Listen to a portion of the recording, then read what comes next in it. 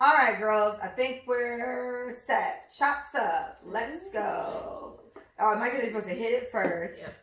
And then cheers. Touch. And then hit it again. All right. Ooh, 2 weeks. All right, that was easy. My tolerance is still there. Twisted lines in. I see a light went off and I don't know why. Hey, go check it out. No, it's fine. It's all right. All right. No. All right, girls. Well, hey everyone, it's Lee, and this is Let Us Say It For You. It's Big Mike in his house. In his house, and we have a special guest today. Our dear friend, Miss Erica Jones. Hello. Queen E! So we just love Erica. You know, Micah, share how she became someone that we know, because we met her through you. Shout out to City Year. The realest core year was 2013 to 2014. The realest core year. The realest core year, guys. I mean, I'm sorry. This is very untouchable. But the crazy thing is, I didn't get close with Erica until after our year. Now, I knew Erica throughout the thing because it was like 7 black people. So when there's 7 black people, we find a way to connect, right? So she did a talent show. Mind you, Erica's super quiet. Every time I saw her, she was bubbly, in a good mood, but it was around people that she knew. Same thing for me. When I saw her, I did speak. Hello, nice girl. And that's it. But one day she did this monologue. Was it Color Purple? Yeah. Bruh. And like, she just turned on this acting switch, and everybody was like, like, it was crazy, but it was so good. I was like, bro, I didn't expect that talent to come out of this little body right now. Like, this is crazy. But after our core year, we actually became really close because she stayed. She was from North Carolina, and she just uprooted, came to Miami, and, you know, everybody was leaving because the core year was over, but I remained. And so we got really close, and then we joined an organization together called Sisters, the Broward County Professional Chapter, and, you know, it's been history. And I just kept integrating her into my friend's life. And it was funny, I was doing Erica's hair, and Erica's at my house a lot, I think, before we became sisters. Yeah. And a little bit after. And Leah was like, who is this girl? And so I was just like, she was in my core year, you don't remember me talking about what? Yeah, I remember. And I'm like, she's a nice girl. She's nice. Okay. All right, Mike, you know I don't like this shit. I'm like, I know, but she's great. She's great, okay? Just wait till you meet her.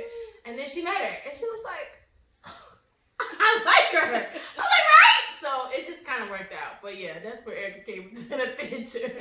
So when you came to do the core year thing, you didn't move here. You didn't move here. You just came here for that. That's how that worked. Yes, I came here just for City Year. And you have the choice to go back home after you get your Siegel Award, because you get like almost $6,000 to further your education or to pay your loans off. That's very nice. And so you can choose, okay, I'm done. I had a great year. I figured out what I really want to do with my life. So now let me go do that. Or you can stay and build a life. And so what made you want to stay? Being from North Carolina, Miami is so different. So I really enjoyed the culture here. And then my friends, obviously Michael was one of the people. And I was just like, you know what, I'm just starting over here in Miami. I like it. I'm not going back home. That's so dope, nice. right? So how was that? Like, what was your thought process in that? Because I encourage all my friends. I have a kid, so I always said if I didn't have Mia, I'd be a struggling writer in New York, because I want to be a writer. I am a writer, excuse me. So that's where I'd be. I'd be there writing something, writing a book, trying to write for a newspaper, whatever. But for my friends, anytime I feel like Micah's supposed to move into Texas eventually, and I don't want her to, but at the same time, I'm like, fuck it. Just go. Like, you know, we'll come visit. It's not like it's the end of the world. So what was your thought process? Say, you know what, fuck it. I'm going to just stay here. Like, I think because my entire life, I kind of felt like I was living for someone else. And after my first year here in Miami, I was like, you know what? I did this by myself for one whole year. So I can do this for 6 more years or 10 more years. So that's what made me stay here in Miami, because I realized like I can do this on my own. So I stayed. It wasn't really nothing I would go back to North Carolina for. But my family, but you know, I see them when I see them. I'm thinking just like rebuilding my life, like for who I wanted to be and who I am. So that's why I decided to stay. That was beautiful, Jones. Well, that's it's a pleasure to have you. I'm not gonna lie. The conversations are probably a little even spicier. I was like, why the fuck is this bitch always at your house? Like, who is like it? She? And I don't get that. Because every time you said Erica, I thought it was homeless. Right. So I'm like, all right, Erica homeless at the house. I was like, no, Erica Jones. Oh, that bitch again. Why she don't go home? Like, I don't get it. But after you told me, I was like, no, she doesn't. She's not I was like, why is she always there? And then, but you were so nice, and it's very hard to. I like good energy, so it's very difficult to not like a bitch that's nice. You know what I mean? Yeah. And not even like the annoying nice. There's a certain kind of nice that gets on my nerves. Yeah. It was just genuine. She's such a likable bitch. God damn it. And then now I'll be talking like, I don't know how I ever lived without Erica. Like, I love you dearly. So thanks a lot for having her here. And I'm sorry I'm so hostile behind your back, but I was. I don't understand why she's always at your house. I felt it when you came around, honestly. I was like, but I just never said anything. I was like, But and this is what I'm telling y'all. Don't be having me around bitches don't like. She said it to me. She's like, yeah. Do your friends like me? Yeah. I said, they just gotta get used to it. Because they didn't have a reason. And no reason. My friends, when they meet new people that I bring around, they don't talk shit. They just say, why now? And where did they come from? Those are the two main questions that they always say. Yeah. But it's never like shiesty talking. It's always like, okay, just make sure she knows her place. And I mean, it depends. Shit, who does that? Like, Tarsha can't do that. Tarsha got 17,000 friends.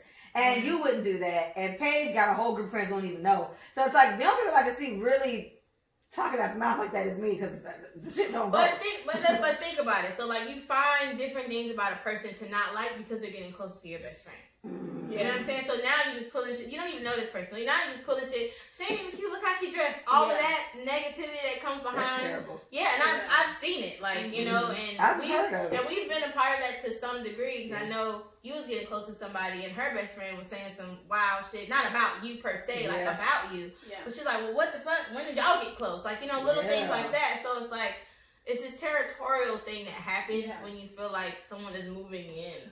And I had that a lot. I've gotten over it. Like, you caught me. How long ago was that now? Maybe 2 years. Yeah. About 2?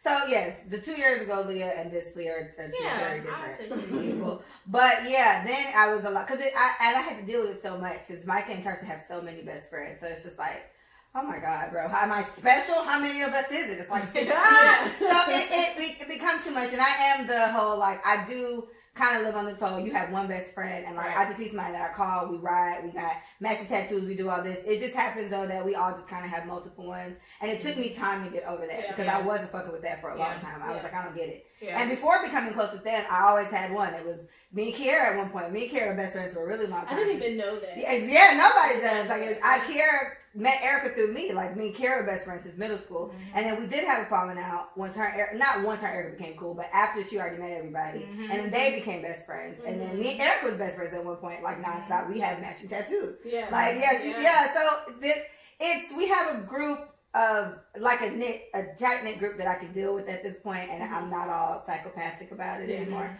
But yes, at the time it was just like another. Yeah. There's another. Yeah. Right. Yeah, and then honestly, you got to think about that too, because if I have friends that like I go to parties with, like I don't even talk to y'all about, I just be gone with them. Mm-hmm. And I got to that habit because it happened to me so much with the group of friends. Like, okay, instead of getting on, your panties in a bunch every 5 minutes, you got other people you know too. Just go out with them, stop bitching about it. So I did that, but for me, it just depends. Like if they don't mix with my group of friends, you just can't fucking come around. And I don't even play the fiddle. I'm gonna just tell them, no, like you're annoying, or you're gonna rub them the wrong way, or I don't think this is gonna mesh. Right. Please don't make me have to pick because you will not get selected. You know.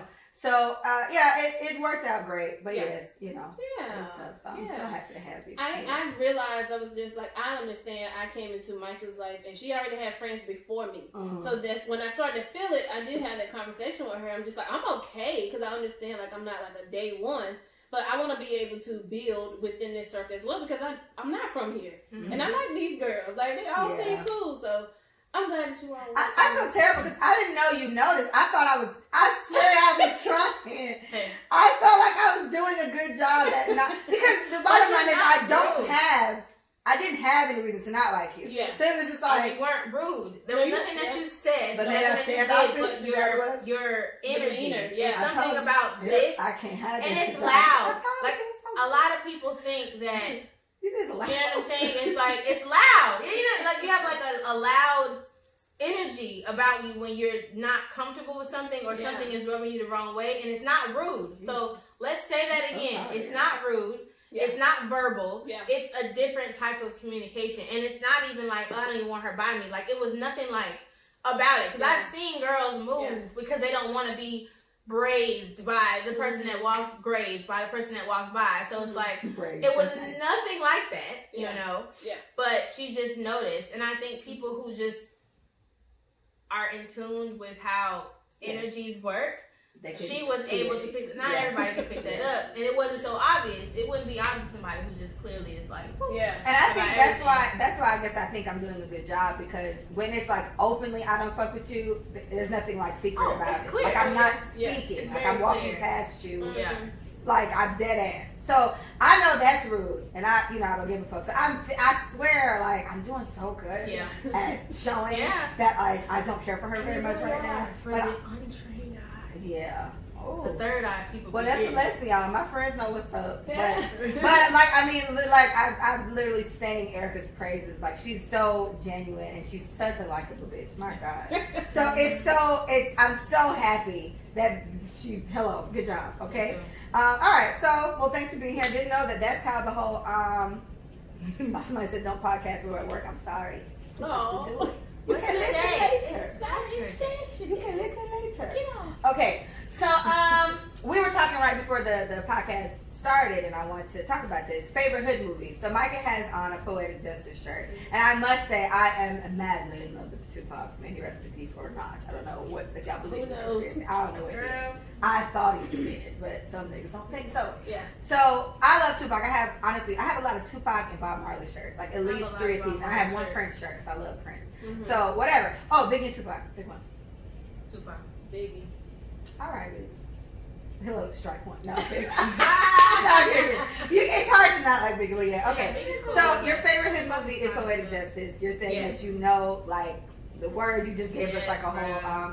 What is that? Not a scene. Is it a? It's not a monologue. Yeah, I can. Oh no, it's one, right? I mean, you gave us like but you did. Yeah, you did do it. So yeah. Okay. That's what. Yeah, that one thing. So yeah. So what about you, E? What do you think? Do you have a favorite hood movie as well? And we have to say hood, because if you think about they're like hood classics, we were raised in like 90s and Ice Cube and all of them making movies around. Yeah, and like why were we watching that for real? I have not seen a lot of these movies. Yeah. So that's my thing. Before we get to it, because it's like, damn, how. I couldn't watch it when I was little. Like, Baby Boy, I didn't see Baby Boy until I was in college. And, like, I was like, this is what the fuck all the hype was about. But I guess maybe the allure was being able to watch it at a young age when you weren't supposed to be watching it. Yeah. But it's like, and that's a good movie, and I don't really care for it very much. Mm-hmm. If you quote something, Baby Boy, I don't know. You gotta say Jody, and I gotta be, like, in the right mindset to catch on. Yeah. So, anyway. So, what do you think? What would you peg as your favorite? I absolutely love Boys in the Hood. It was tough to watch.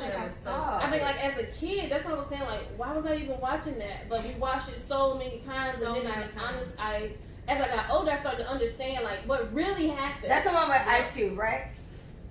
Yes. And it's the one. And he died in the end, like he killed somebody because they killed Morris Chestnut. Yes. Okay. Cool. I've seen the BT version, so I need to see like the real one because they cut stuff. But like, I was like, sad. It was so sad. Yeah. And I was just like, I think I like it most because I saw how he was really trying to be a good kid, like going to college, doing playing football, doing all those things, and then they got him. It's the whole cycle that happens when you're in poverty-stricken areas, and they just blame you for your circumstances, and they're not seeing the bigger picture. But I think the reason why we were allowed to watch those movies, and this is just me trying to forward think. A lot of movies weren't being produced by black people around that time. So the Spike Lees, right? The Spike Lee joints, and then you got Ice Cube came on the scene the guy after NWA. His 1 year anniversary just passed. Of him guy, passing. right? I forgot his name. And he did Boys and Hood, and I think he did Poetic Justice too. Yeah, I forgot his name. Damn, it's not tip my tongue, and I can't. Yeah. But yeah, so like around that time, like black acting and black casting black movies, like the black experience from black people, it was so prominent when it was happening, but it was the same stories because this is the reality of what it's like to be black in America. They were all the same type of movies, like they were all the same. Very harsh to watch. Very harsh, Yeah. Super sexual, drug addiction. Because the other one y'all mentioned, the Society one, I've never seen that one. I've never seen that one. We gotta watch it. Now we gotta watch it. We're gonna have to have it. We have to have it. We should have a movie day. That was a lot too. I believe you. And the only one I was able to pay, because Micah mentioned it, because I was like, I don't think I have, because I have not seen these movies, but I did see Juice, and I've seen Juice a few times, so like, it got to be Juice. And I was so disappointed in Tupac, because I've liked Tupac since then. That was the only rap music I was allowed to listen to in Michigan. When I'm from Detroit, shout out to Detroit. And so my mom, I couldn't listen to rap music. The only one she would let play is Tupac. And it would usually be like the Hey Mamas, and he had a lot of like good music, conscious music, whatever. I did fuck around and hear a couple like I Get Around. I love I Get Around. I Get Around. Yeah. But that's probably how I was able to see Juice. And I was like, oh my gosh. I remember I was in love with the High Yellow one. I used to have a High Yellow face back then, grandma.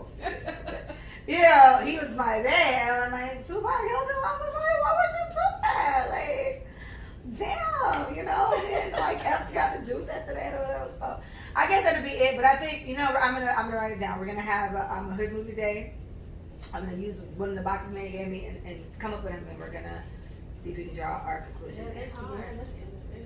And I meant to, it was for me, but I guess now we're gonna do this. I can tell you guys about it. There's like I have like a romance group of like romance movies that I always heard was so good, but I never seen. Like I never saw Love Jones. I know that's Tarsha's favorite movie. I've never seen Love Jones. So I was like, I have to see Love Jones. Yeah. And then this is more on the Caucasian side, but everyone I know loves The Notebook. I've never seen The Notebook, but I heard it's like the most beautiful. Movie. So see, you know I cry. It's that. Yeah, have you seen Pretty Woman? I seen Pretty Woman. Okay. Yeah, I seen Pretty Woman. When Harry Met Sally?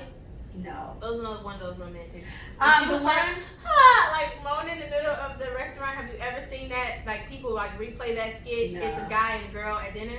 She's like, "What?" I've heard of it, but I've never seen it. the And movie. then all of a sudden, she's moaning, and then the lady across from her says, "I'll have what she's having." Like yeah. So that's one of those movies that's like everybody always talks about.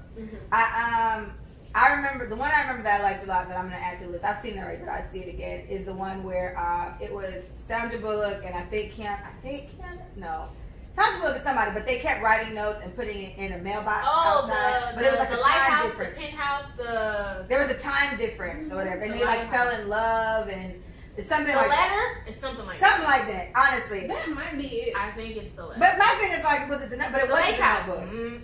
But you know what I'm talking about, though, right? Yes. It was like they were different times. And I keep saying like letter. he planted a tree that time, and then she saw it grown. I keep saying letter in Lake House because the last letter that he left her was in front of the house. He said that was going to be theirs together, but because he was from a different time, he's from the past. And she's from the future. Yeah, they kept missing each other, and I think that letter, her reading it on that day, wherever she was, synced them.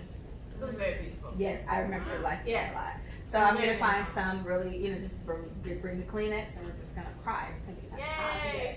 All right. So first one, I love to do it at this point. Now I feel like it's a thing. Yeah, I can start adding it to me and Erica. Me and Erica homeless. We have not a group chat. We just send each other like super sad, happy shit all the time. Like our biggest thing is army, like our veterans and stuff coming home or whatever, and surprising their family. Jeez. Beautiful. I will light this place up, man. There was a show called Coming Home way back when that was all about soldiers coming home, and it was amazing. Like I would be in shambles and they would like call the show like, yeah, I'm coming home, we're surprising my wife and my kids or whatever, and there'd be like maybe like 4 or 5 different stories about it. It's fantastic. Yes. It's beautiful show. Yeah. But all right, cool. So I saw this the other day, and I said I can't wait to talk about this on the podcast. So now we have an extra person to talk about it with. So at I want to say at Fabiana _ Ferranini. Sorry, man, but this is her Instagram name. The quote she had up, she says, "Yes, I'm a mom, but I'm a woman first." Oh yes, I saw that. You saw that, right? Yeah. So did you look at the comments? I did not. So I guess I'll ask you guys first. How do you feel about that statement? We'll start with you, Jones. You're the guest. Can you repeat it? I'm a mom, but I'm a woman first. That was it. How do you feel about that statement? Okay, so first of all, I just feel like it's self-explanatory. Before she became a mom, she was a freaking woman. That's what I said. I'm just saying, like, duh. Right. Right? Duh. However, I do feel like that gets lost when women have children. And I don't think that's fair to the woman. So that's why I absolutely agree with her statement. I loved it, like I shared it, whatever it was. I did it. I just feel like we shouldn't forget the idea that women are women. I'll give you the context. It was on Shade Room, but the post was for she's a personal trainer too or something like that. So she honestly looks like amazing. Yeah. And so she dresses. It's basically like I do, except she wears a lot more stomach showing things because her body's like banging. Yeah. So that's where the whole I'm a mother, but I'm a woman too. Like I look good in this shit, I'm gonna wear it. Yeah. So it's kind of like that. And then there was a lot more explanation. I think she was probably promoting her personal fitness training, I want to guess. But the comments was, I'll say the comments in a minute. So yes, I'm sorry, go ahead. Yes. Yeah. So I agree. It does get lost in translation. Definitely. Which, to the point, I guess, doesn't mean that she can't wear whatever she's wearing. Just because she's a mom. Like, yes, she understands that, but she's also a woman. Right. So was she supposed to lose herself and become a mom? Yeah. You know? So then I think society plays a major role in the way that we feel about ourselves in all of these labels, right? So when I'm a sister, I'm supposed to act like a sister. When I am an aunt, I'm supposed to be a certain way to the child. You know what I'm saying? Yeah. Like they have these roles already mapped up for us, and when we step outside of them, it's like you're wrong, right? But like I said, who died and gave you the ability to make me who I'm supposed to be? You know what I'm saying? So because you have mothers who are not motherly. Yeah. You have fathers who are not fucking present. So if we're really going to, go there, being realistic about people being human. So it's human, and then your gender, and then your label, right? So at some point, I feel like everybody's just gonna have to try to step away from what people expect you to do and what people expect you to be, and just be ready for the backlash because it's coming. Right? And it's going to be there. Yep. And I do think that some mothers, when they are not as fit and they wear certain things, I do pass judgment because she's walking with her kid. And I'm, it's baby, you're walking into Walmart and you got a bonnet on and your ass is hanging out of your shorts. Like, I judge shit like that because I'm like, I'm just thinking role model. And I think that's kind of the stigma that all mothers get. But when I look at a mom, and she's walking with a kid, and she's showing, boobs are out, titties hanging, and ass is jiggling. I'm like, I hear you. And I don't want to judge her, because maybe she's like, whatevs, I'm just gonna throw something on, and God bless her with all that ass, and she couldn't find a shirt to fit at that moment. She's trying to make things better, but I do judge mothers when they're with their kids. I don't judge them when they're not. So it's kind of different for me. So in the comments, I'll tell you guys what the comments were saying. So in the comments, everyone was like, shouldn't it be the other way around? Like, I'm a mother first. No. Yes, I'm a mother. Yes, I'm a woman, but I'm also a mother or whatever. So people kept saying that, and there's a lot of people saying that. And I saw, the first one I saw was a man saying that, and I was like, not your opinion. You have a dick, not a pussy, don't do that. And the next I saw like a couple women saying it too, and these, I clicked at least two people's pages and they had kids on there, so I'm assuming their mothers too, or whatever. So, my sentiments correlate a lot with yours, because it comes to a point where I think women get so lost in what they have to be once they become mothers. As a mother, I can say that it's like my life does revolve around my kid. Like right now, Mia's not here, so it's like, oh my gosh, what are we gonna do?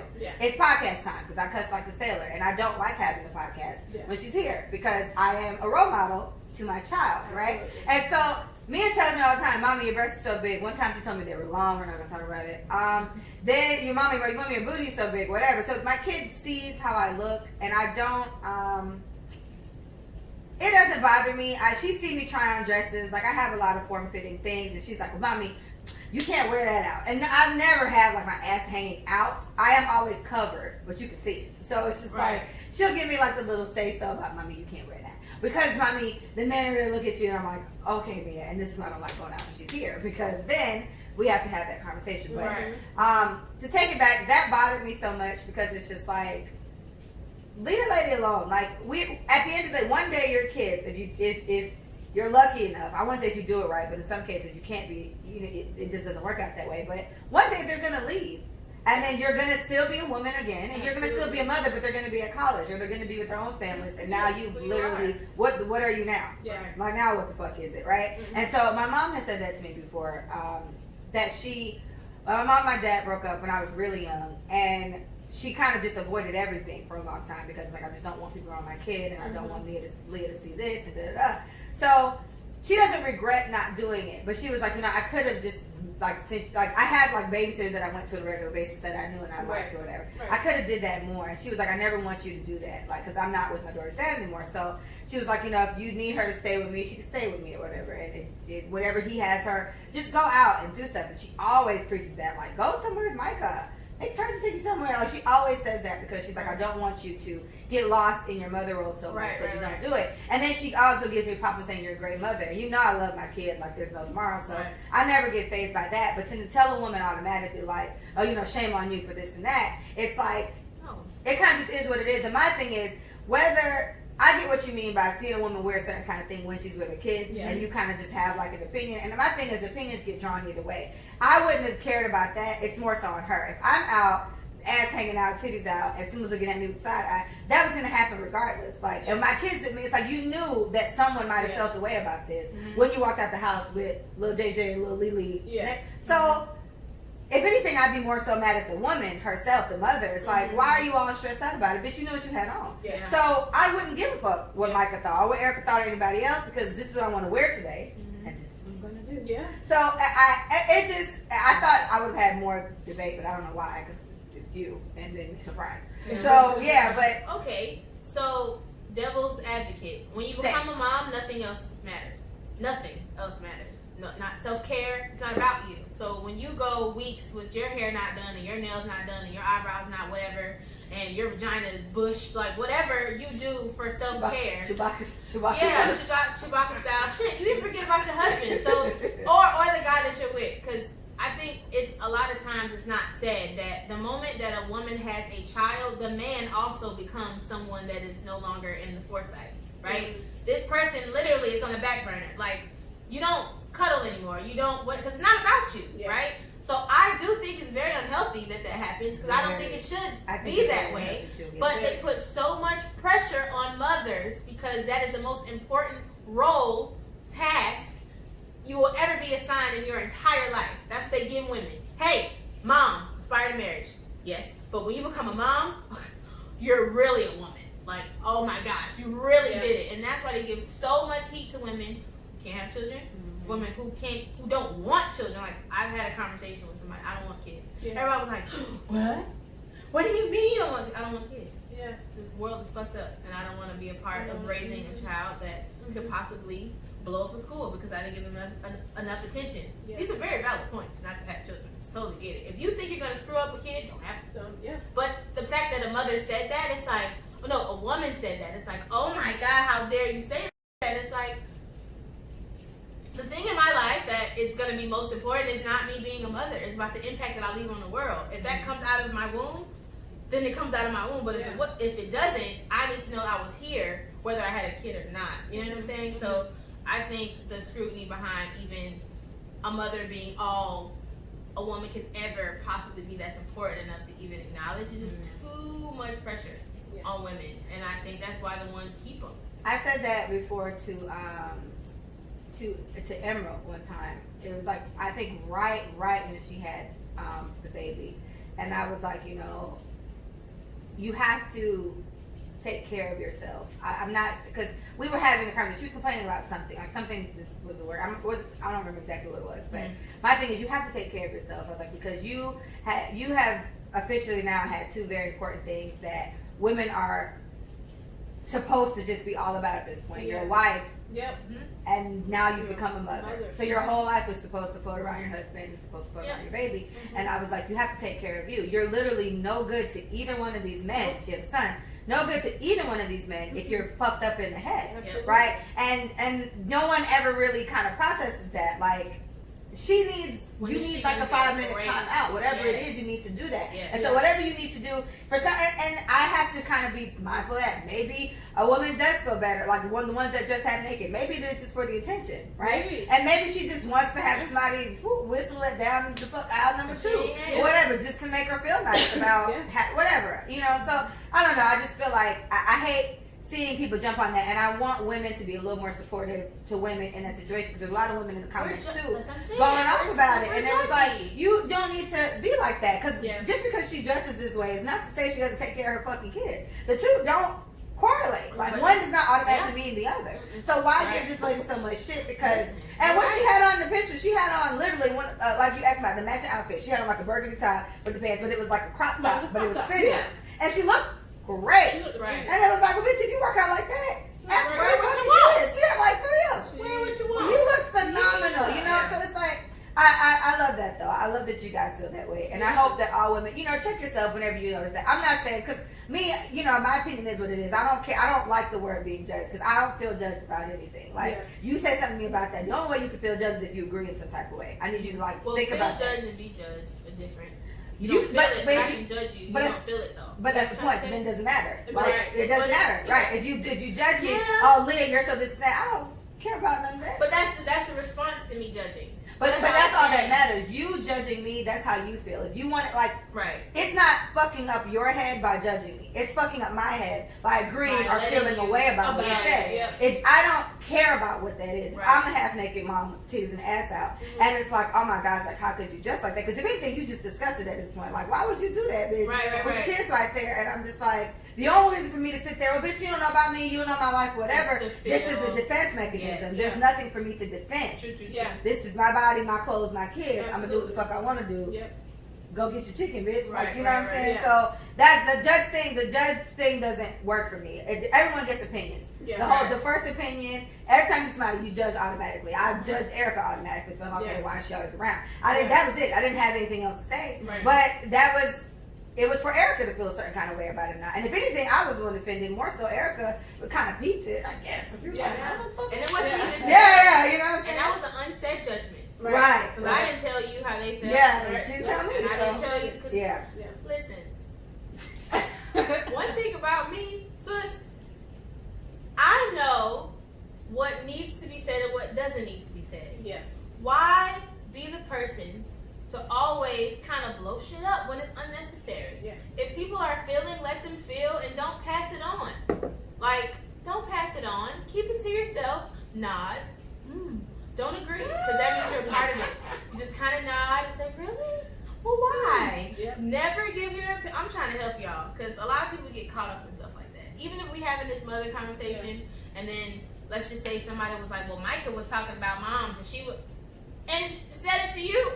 Micah, you feel that way? No. I just recently like had that just happen, small stuff like and that. aggravates me. It's not your place, bitch. Like, what are you doing? Yeah, it's small stuff like that. You know, like, that's the thing. People need to realize when it's not their place. However, they don't, and they feel like they can just say anything, and it's not okay. And my thing is, they don't think about the repercussions of that either. Like, you do that because, like you just said, somebody heard that. You were having this conversation with Erica, and then someone brings it to me. Oh, well, Micah was saying this just fucking happened, Micah. It doesn't come over well, because the first thing I would ask is, what are you trying to accomplish by telling me this? I'm gonna obviously have beef with Micah at this point. If I felt that way about myself, I feel like I dressed perfectly fine. Oh, she's talking about me? Right. And there's nothing to there's nothing to be concerned. Right. She does nothing. I'm sorry. All right, good job, kids. All right, this kind of blends into that, and I posted this the other day because it had me dying laughing. It said, I don't know who needs to hear this, but be a hoe until you're appreciated. I see that shit. You so angry. I got these hella down. Y'all gotta remind me I can't do that. All right, y'all. I'm suffering from vertigo at this point, and it's still not all the way gone. It's a very old lady thing of me to have going on. But anyway, so I posted that, and I had a few guys there are sluts that I know of. Comment. Go ahead and do that shit if you want to. And yeah, y'all always trying to do that type of stuff, whatever. And so, I need to speak my piece on this. I'm the farthest thing from what I guess a stereotypical hoe would be, right? Like, I hardly even talk to niggas, like literally even speak.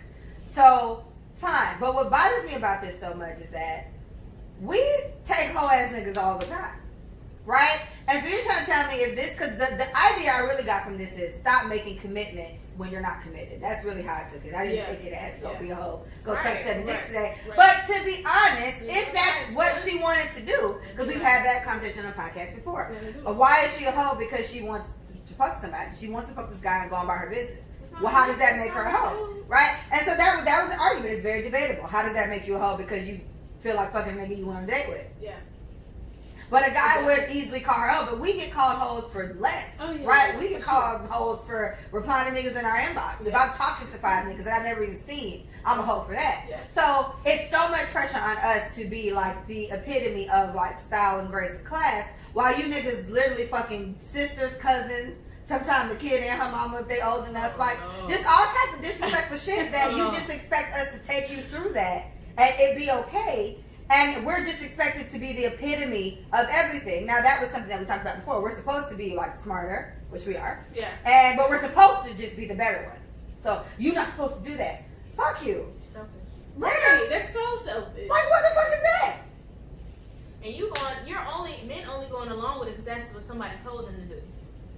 If we're being real. If we keeping it 100. Like, everybody got scripts. Every label has a script, right? A woman has a script. You follow this shit. If you get out of it, then okay. You know, you're considered whatever. A man, you have to love vagina. You have to have it constantly. That's what makes you a man. And you have to be able to lie to multiple women and talk about it to your friends to seem like a... Y'all following this fucking script, right? So, if that's it, looking stupid. So, my thing is, and I've even heard a lot of girls have even gotten more savage than guys have gotten because we do it better than y'all. So, if we're already in... Sorry. If we are the superior... We are smarter, we are superior. This right? Then that means whatever we do that you do, if it's not physical, because I'm just going to be real, physically, testosterone makes you guys stronger because that's science, right? It's biology. We have nothing to do with that. And a woman who wrestled a man, gotten her ass knocked out, and I feel like she just should have stayed in her lane. Yeah. But anyways, I digress. When you decide to follow those scripts, right, and then you get totally just sidetracked, because women are going to do it better than you. I've heard of 20-year affairs. And it was only found out because a woman told him, I can't live a lie anymore. You feel me? She could have rolled it out. She could have rolled it out, bruh. Today was 50. Like 50 years of marriage. She could have told him that on their dying bed. Yeah. It was no sign of affair. Yeah. She was holding out for 20 years. 20 years. No man on earth can do that. No man. No man. Nope. No married man. Definitely not. Nope. But I'm just saying, so like, it's very selfish, Leah, for one. And I heard, boom, I think I sent you this. Did I send it to you? I'll tell you. This guy, it was a podcast, and he was having a conversation with the girls around the table. Boom. Remember he was like 4 or 5? Boom.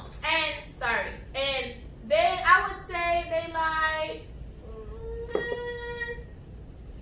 mid-20s, early 30s. And he was like, if I meet a girl and she tells me, and then I'm asking her how many dudes she slept with, I'm expecting to hear 4 or 5. The girl asked, she was like, how many is too many? How many is too many? And he was like, 4 or 5. 4 What you or mean? 5. And she was like, mind you, like I said, these are mid-20s, early 30s. You've been on the planet, you've been smashing since 16. I'm just going to give everybody an average base 16. That's when you lost your virginity. Whatever. 16. And you're 32. Right?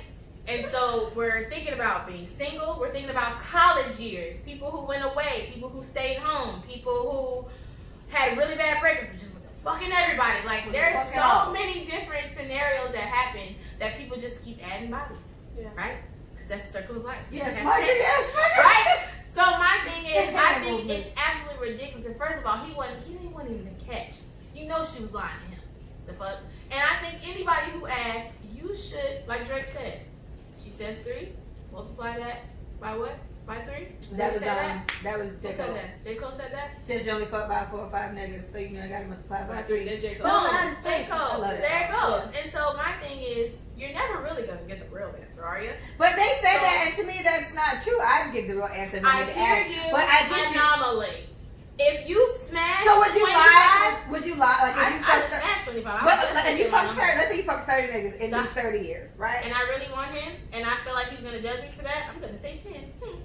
And then that Only that's because of of you're right. If I was really fucking off, Bruh. I don't know if I'm like. I mean, I had 50 niggas, but it wasn't I was really just about to nothing. say 50. I had Erica, 50 you don't niggas, smash 50 niggas in your life. and your nigga asked, and you gonna like, honestly, I fucked 50 guys. You gonna say it like 50, that? You're 51. You gonna say it like that, and you're the last, and you gonna smile. Right. You're my forever. But You're my forever. So you mean I came after 49? Like that's all he gonna No, think baby, you come about. to 50. You're 51. Right, you're 50. Boom. So like when I think about stuff like that, honestly, it's not fair, and I think it's not realistic. And I think any man, and no shade, because there are women who've only smashed 2 men in their whole entire life, Yeah. and they're damn near 39. Shout out to y'all. And I know virgins to this day. Shout out to Me y'all. too. I know Yeah. 30-year-old virgins. I don't think I know it, but yeah. Yeah. Shout out to y'all, and that's Yeah. what's up. That's your way, and no shade. But Oh, I do.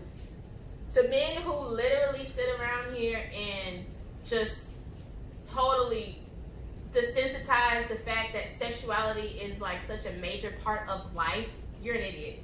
You're an idiot. It is a part of life. What do you want me to do? Yeah. I'm horny, man. What's wrong with you? fuck? What you think, E? All right, pause. Should I hit it? Make sure. Yeah, you did good. You're an idiot. It is a part of life. What do you want me to do? You already horny, did. man. What's wrong with you? I'm horny. What you think, E? All right, pause. All right, we picking up at what you think. E. Let's just start talking. I had to check, girl. Sometimes this shit be girl, it get fucked up on me. It start, and you know, on YouTube, you getting the truth. I'm not editing this out. What's up? I can't bother, bro. All right, hold on, and go. Okay. So, me, obviously, if someone was to ask me, if my partner was to ask me, I would be okay with telling them how many people I slept with. Mm-hmm. However, If it Right. I wonder why. If it was 50, let's say it was like 35. yeah, no, I can't say that I'm gonna fluidly come out and say it's been 35, you're 36. Yeah, you damn sure can say I'm not that. gonna say that. But But okay, again, I feel like why not though? right. That's When what I ask him and he say around 50, and if I say around 36, we shouldn't have no damn problem. And this is where I feel like we got to put our foot down. We got, because this is where the posts come in. It's like everyone's so mad. I don't know who needs to hear this, but be a hoe until you appreciate it. It's just like, because what if somebody like me writing this, right? Yeah. You know I don't need go suck a whole bunch of dicks. Yeah. I would Yeah. need if you a hoe because you talk to 3 different niggas, Right. then be a hoe. Yeah. All I'm missing is the parentheses But or why? the quotation marks. But Yeah. why even gotta be a hoe? I'm single. Like I honestly, That's I right. There's keep so many defenses I to keep this, going right? back to that. If I am single and I have no obligation to anyone, sexually or non-sexually, I am not breaking any commitment. No. So how am I doing anything wrong? You get what I'm trying to say? Yeah, Like, I definitely I do get if you. I don't think it's safe. How about we should change the word? We should find a word for hoe that's not safe. Because I think Promiscuous. if you have Promiscuous is the nicer way. to say nicer it. way. If Yeah. you have sex with 5 people in a day, I don't think that's sanitary. It's different from me thinking it's okay. I don't think it's safe because it increases your chances to catch something. Yeah. Now, hopefully everybody's using condoms. Hopefully nobody slips up because out of that 5 people that you had sex with, I know at least 1 or 2 you're comfortable with not using a condom. So if we're being realistic, like I know there are some guys in your life that you like, you know what? Fuck the condom. You know what? Just come on. And then some nigga that you just met and y'all knocked it off real good and he's so fine and y'all had a really good date and then he takes you to the beach and that's your spot because the moon is shining and shit and you're like, oh my god, the stars. I'm gonna have sex. And he don't have a condom, but you do it anyway because you're fucking smitten by the moon. That happened And to me you with just Tampa. smitten. But I made him go. We literally drove right Right. to the gas station and And got a some condom. people are I not couldn't. like, I had sex for so long, I'm gonna just fucking make her off. Yeah. No. some people don't want to ruin the moment. I get it. It was Ruin the moment tough. fuck, but I was like, no, baby. Oh my God, hot and heavy. Go get a condom. Hot and heavy. From the gas station across the street. Like, I'll be here. it's like, I'm here, soaking wet. meanwhile, you got the sand blowing all up. Like, it just, The sand, it's just ruined. So Yeah, I get, I don't know how many people would stop that. You're right. You know, so I just think it's not safe to smash 5 people in one day. Yeah. And that may be extra, but even smashing 5 people in a week, it's just not safe. That's just what I'm thinking. Maybe 2. All right, so listen to that. So Michael would call that a hoe. If you fuck 5 niggas in a day, I would definitely peg that in the hoe category. What I would say to you is what I always say. You shouldn't be worried about it. Because what I live by is don't do anything you'd be ashamed of somebody finding out about. Right. I felt that way since literally middle school. So for a long time, my biggest thing was, oh my gosh, I don't want anybody to know that dick has been in my mouth. That is so crazy. I put a penis in I'm a whore. my food chewer. Yeah. What am I gonna do? Right. That was it. And honestly, there's nothing else. Even to this day, like that's still like I don't want my mama to know. But there's certain things, and it could be sexual things that where it's like that may be good. But let's say I never tried it. Maybe when I get married and freaky, I'll try it or something like that. But I never tried that. And my thing is like that would be something that I wouldn't want people to necessarily know. But at the same time, if it came out, it came out.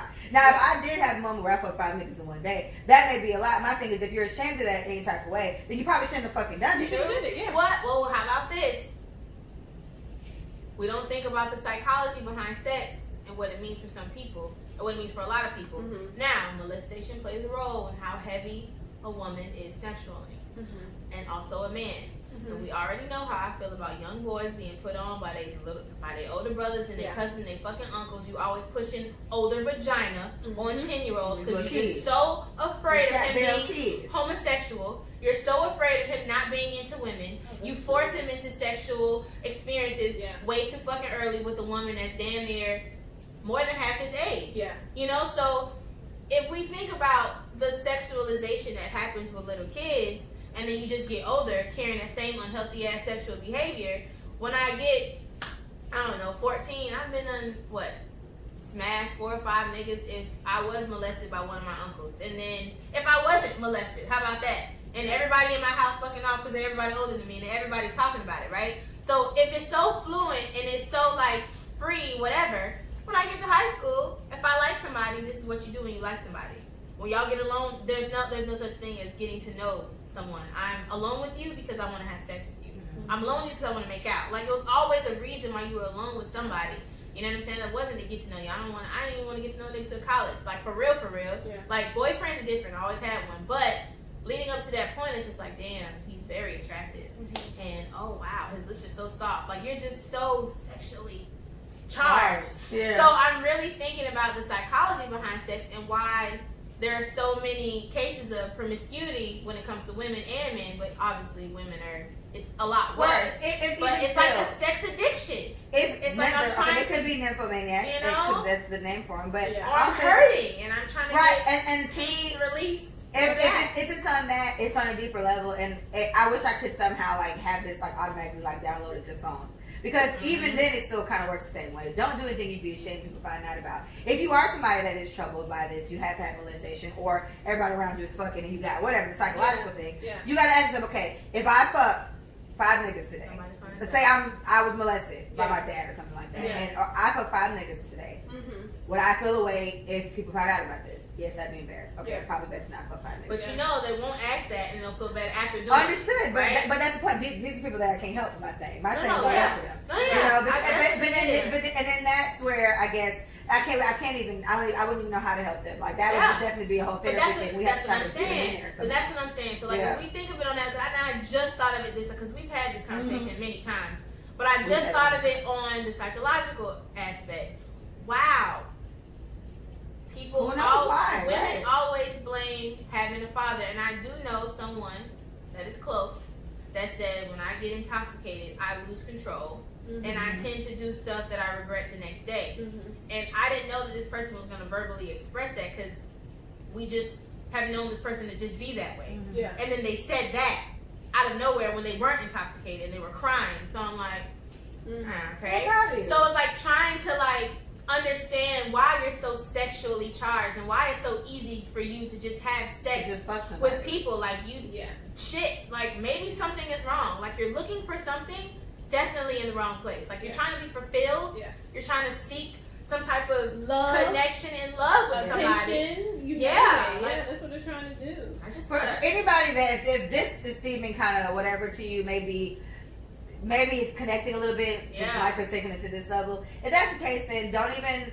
You can listen to this. Don't get offensive, but you should probably really try therapy. Yeah, At least talk it out absolutely. because they're trained to help you kind of diagnose these type of things Right. and see why it could be that you're doing that. Like therapists, they literally just sit there and you say what you say, and they ask you why you feel this way, Right. Yeah. and then they kind of help you break down why you're feeling the way you're feeling about stuff. Yeah. If you can say that you don't have any past trauma or whatever, Mhm. then I would say you're just an adult making poor decisions. Stop doing shit that you don't want people to find out about. Good. If fucking 5 niggas in one day is something that you do not want me to know, then don't do it. Don't Because do you it. can't guarantee, and niggas Don't love do to it. talk. So you cannot guarantee that these niggas are not talking about all 5 guys in your pussy. Absolutely. In the same day, like just stop putting yourself in these situations to be objectified or to be talked about and disrespected by these fucking men. That aggravates me so fucking much. And Like, then when stop- that happens, you can't get defensive. you because can't get put defensive. yourself You out fuck there. 2 homeboys. You fuck you two did that. friends that you know are friends. Yeah. Right? No. Why would you sit there then and be like offended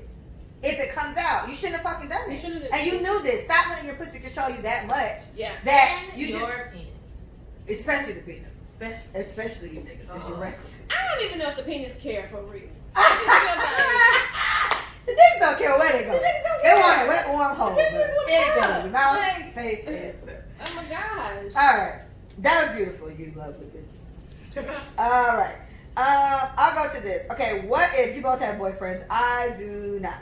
We'll start with you, Erica. What if your boyfriend gets invited to somewhere and you particularly were not? Like, it's just like, okay, you come but don't bring E. So you're in a relationship and the other one does not get invited. Yeah. You don't get So invited. you don't get invited. They invite your boyfriend, but you cannot Well, go. I'm coming to you, man. That's What- fucked what- up. yeah. That's fucked up. Okay, so how I'm set up, if you're going, I'm going. Okay. I'm sorry. The fuck? The fuck? I'm sorry. The fuck? Especially if we're like in a like great committed relationship and they know me to be your girlfriend and they say like you're invited but she's not. Wait, and for the record, this is not like a guy code, not like a guy's night type of thing. It's not like that. Like, it's not like a whole bunch of niggas going out. Yeah. And they're like, don't bring a girlfriend. Because honestly, it's like, Yeah. you can't come. All right, fine. Yeah, like a birthday party. Yeah, but it's like a birthday party Yeah. or a brunch or something like that. And other bitches coming and I can't go. Okay. I'm going. I don't give a fuck. I'm going. Like Yeah. if we're Or you not. if So you're not. we're that's it. So Run it up. if we're not going as 2, then you're not either. You will be home with Oh, me. wow. Okay, vice versa. So you're invited somewhere and I specifically say he can't come. You going? Leah.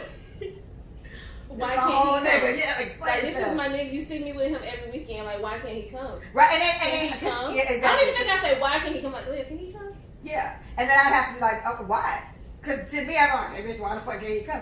I mean, he's so tall. I just. Not this year. It's real Bitch! three. Not even been at 3.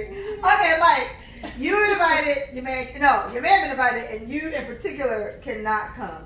He was told that you cannot be in attendance. Don't you know?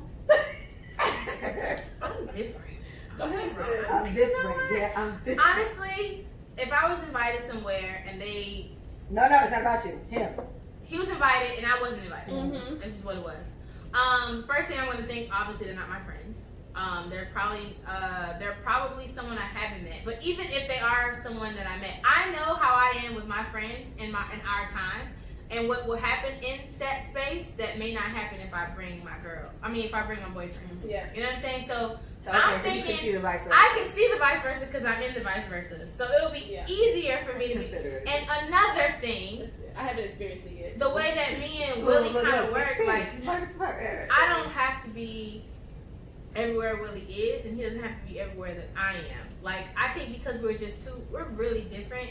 Like, I'm very outgoing and very like blah blah blah. Willie is too, but he does the physical work that he does on a regular day basis. I think it does not allow him to have as much energy as I have because he's physical. He's a personal trainer. Yeah. He's The man is always fit. The man doing is fit. push-ups or sit-ups or burpees or whatever. Like he has a physical lifestyle. But I don't think I would be offended. Now, if he tells me a specific person that I've had maybe past trauma with, I say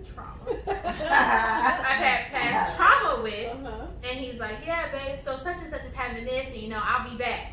He's not going to say it in a way that I'm not invited. He's going to say, I'll be back. Yeah. He's going to say it in a way that he doesn't want to say I was going to ask that. How do you think your man would say that? He would definitely say it like it's not like an exclusion, but a definitely, hey, I'll see you when I get back type thing. And I'm like, oh, okay. I don't ask where you're going because he tells me. And then I don't ask who's going to be there because I just don't ask who's going to be there. So how do you think he would say it to you? Like, how would you think he propose it to you by not saying, oh, by the way, you're not invited? Like, hey, babe. And they're never gonna say that. And honestly, and in your situation, it may be tougher because if he comes down to see you or you go to see him, it's like we don't live in the same state already. I gotta go. So it's like, nigga, I'm here to see you. How the fuck you about to dip out on a bitch? Yeah. Okay. So that'll be hard. Let's say when you guys finally do live together, right? And y'all going on like year 2. And you can try to put yourself in that. Have you ever lived with a guy before? No, never. So this is a lot of news for you. Yeah. Well, see if you can put yourself in that place. Yep, I'm there. I had all the plants around. Yep. The rivers upstairs. No rivers upstairs. Running river. See if you can but look. No, it's not. No, it's about to. That was a pee tickle. Yeah, but just how do you think he would say it then? How do you think he would word it? Because he won't say, hey, you're not invited, you can't go. Yeah. I really don't know. I'm even trying to think of like conversations we had. I don't know how he would say it. I do know that if that was the case, he just wouldn't go. Like, that's what I'm thinking. If I couldn't go, he would not go. It's just like, okay, we're not going. I have a story. Because he may be offended. How you just gonna tell my bitch can't come? Right. Listen. What type of shit is that? Especially if it ain't no guy night thing. Okay. Yeah. Okay, so listen to this. We all have different friend groups for different things. Like right. Leah has her party friends now for the Caribbean parties. I've always had a different group for different things because not everybody, comes in a circle. But this was early on in our relationship, and I remember him calling me. He was like, "Hey, babe." I was like, "Hey." And then he was like, "Oh, I'm about to go to happy hour with such and such, blah, blah, blah." So he said the name as if I knew the name. Yeah. And so I automatically get aggravated because I'm like, I don't know. Whatever. I'm going to Rosie Sasquatch. So yeah, I'm going to happy hour with such and such there in town, blah, blah, blah. I said, okay. Like, I don't like to make things a big deal on the phone because I can't diffuse it. Yeah. I think it can go one or two ways. That's so smart. So I don't let. I gotta learn that. It's loud. Like, it takes a lot.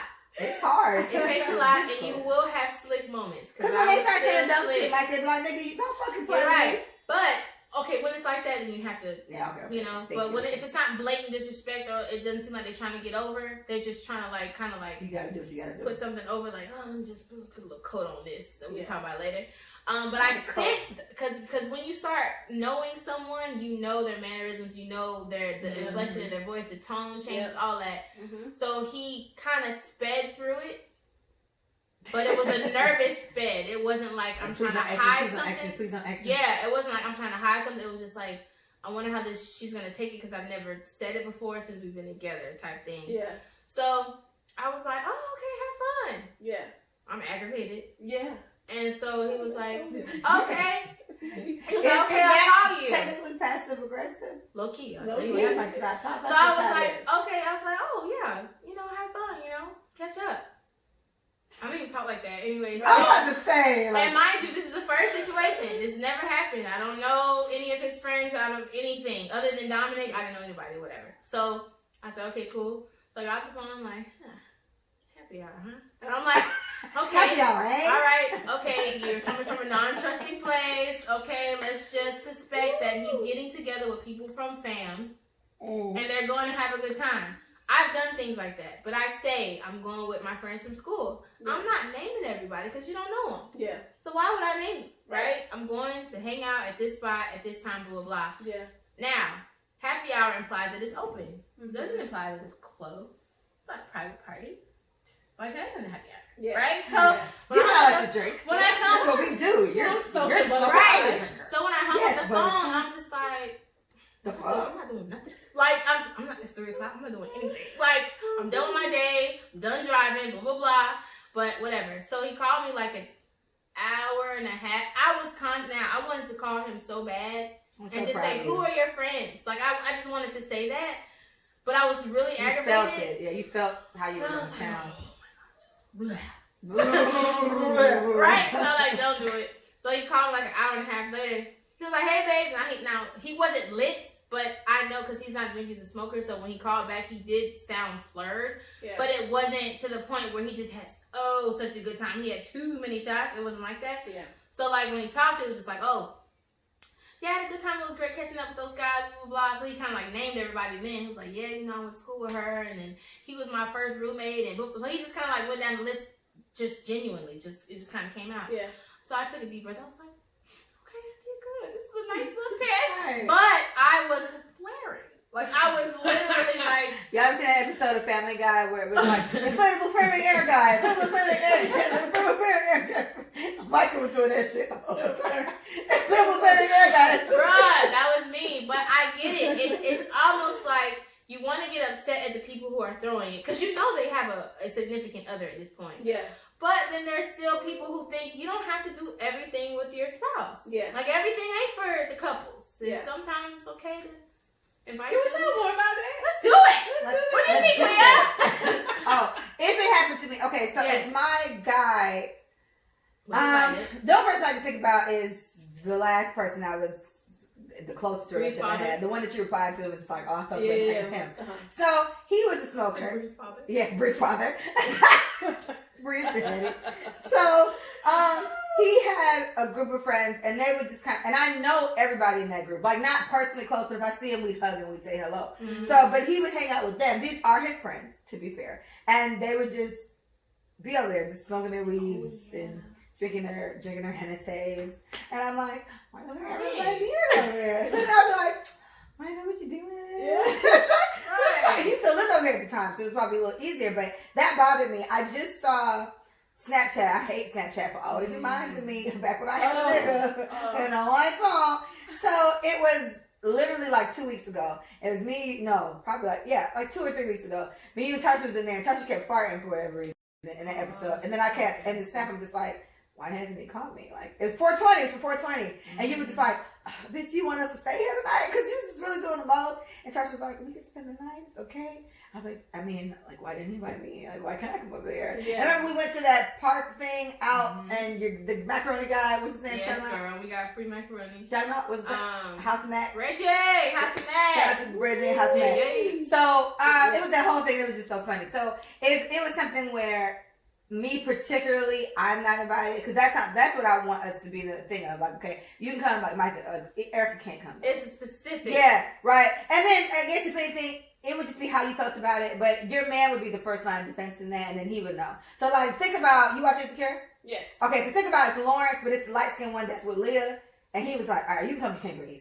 You know, if it's he's shady, but it's like Lawrence isn't that I'm gonna cheat on you type of nigga. Right. Lawrence is kind of like, why did she come? He's like, because when you all be together, y'all be. And honestly, I like him, honestly, because he's just real. He's like, look, I don't feel like seeing y'all kissing the fuck right now. So just, like, she can't come.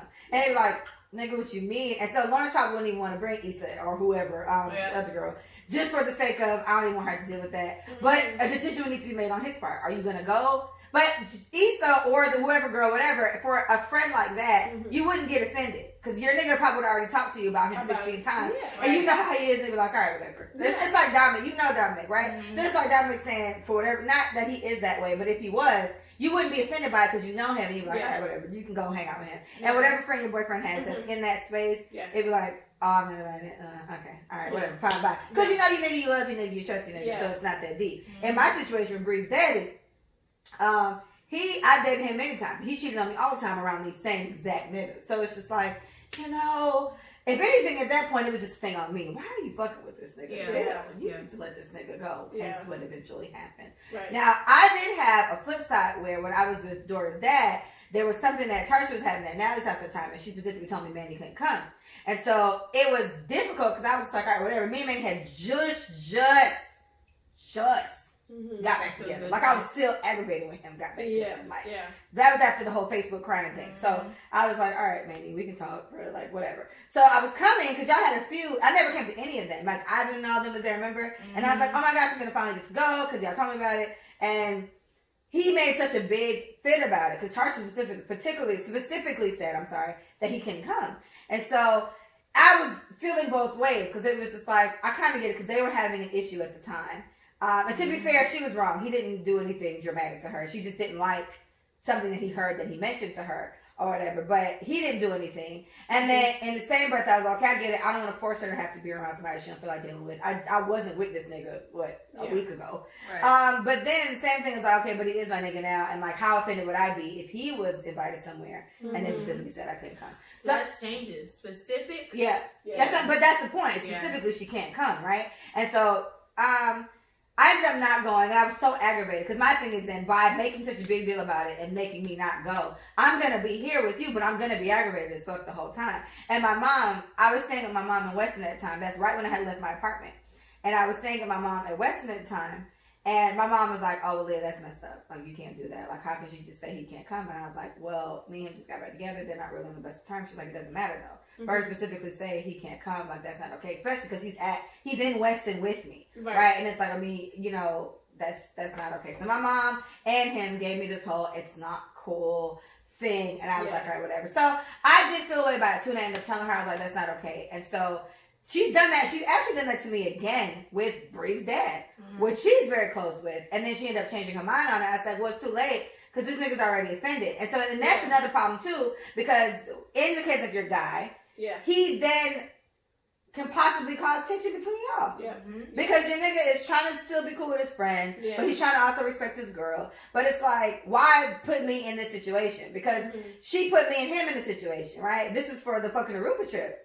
So it was just kind of like, this shit gets kind of like sticky. And so my thing was like, for the Aruba one anyway, with Bree's dad, that's going to be his name now, with Bree's dad, because that is him. I have to go. Like, I cannot go. It's my best friend or whatever. And this has been playing out for a while. And he was like, it is what it is. And then she ended up saying, okay, well, he can come. And I was like, well, it's too late. And I told her, though, like, it was offensive that she did it. Because at that time, me and this nigga were on amazing terms for however long. And you can't do this. You're putting an issue in our situation. And she was like, I only wanted particular people to, people who came on the other trip or whatever. And I'm like, yeah, but you invited so and so and so and so and so. These are 4 people that weren't there. So you're particularly pointing him out. And you're making it difficult for me. And then she apologized. She's like, oh, okay, I didn't think about it that way. And she was doing this solely off of however she felt about him. But they had kind of resolved whatever they had, so it was just kind of weird. So ultimately, she didn't want him there. Like, that's just kind of what it was. So it would have been better to just kind of just say, honestly, I just don't want him there. Instead of saying, no, I don't want people who came on the last trip. That doesn't work because Boom Boom Boom is coming and they weren't there. It just, there's too many holes in it. And then I had to then tell my nigga, because once I said, oh, Aruba's coming up, it was just like, all right, I've never been to Aruba. That'd be nice to go. I just said it. She mentioned it around all of us. And then now I have to break it to my nigga. Oh, by the way, my nigga, you can't come. And I didn't sugarcoat it. I was like, she said you can't come. They knew each other before I knew either one of them. So y'all figure it out. But she said you can't come. And he was like, that's fucked up. And I was like, sorry. That is fucked up. No, but I felt terrible. Like with Manny, it was just like, sorry, should have been fucking up. But with this one, it was just like, yeah, that is a little. So there's a lot of possibilities there. It makes it difficult. It could, put a little tension for y'all and y'all's mans. Right. So you say you want to talk more about it. What part? Oh, the friends, like your couple don't have to come to everything or something like that. Yeah, or couples, you don't always have to couple. Yes. It's okay to do things. Let's talk about it. So I agree with that. Pause. Okay. Y'all talk to YouTube. I just want to make sure it's still okay. Just ask you what they doing. Hey, babe. How y'all doing? Pause. Singularly. Listen how Mike said that. So I agree with that. We're going to pick up from there, Miss Jones. This is going so well. And go. Yeah. So I agree with that, Micah. However, I don't like saying but.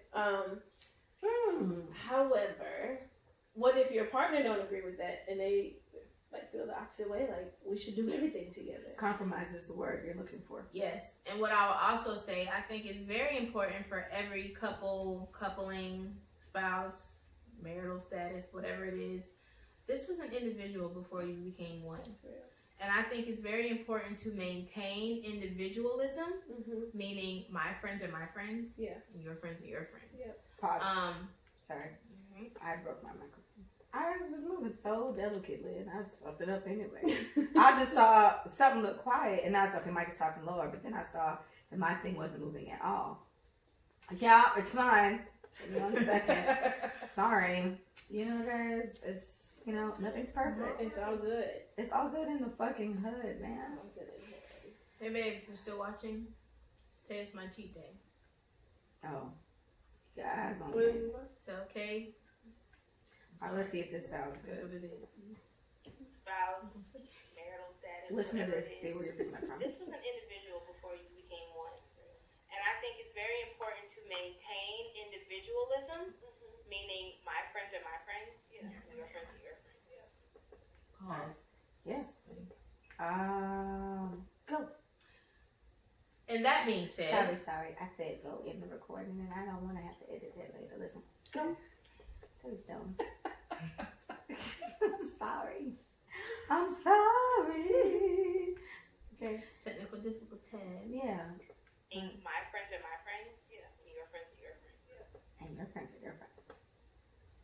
In that case, if I know that I'm gonna want to go somewhere with all of my girls, now mind you, I've never kind of been the one to tell someone they can't bring their dude, and I think it's because I automatically assume That's you're true. not gonna bring them. Yeah. And when I say that, it's because we've had such a girl-driven group for such a long time, and I think someone has always had a boyfriend at some point in time in this whole situation that we've had, and I've never had to say don't bring such and such. Yeah. And maybe because I like them all to a certain extent, and or maybe I could stand them enough to not so care crazy. if they're in my presence. I don't care personally, because everybody acts the same way, and I don't mind. I'm just different.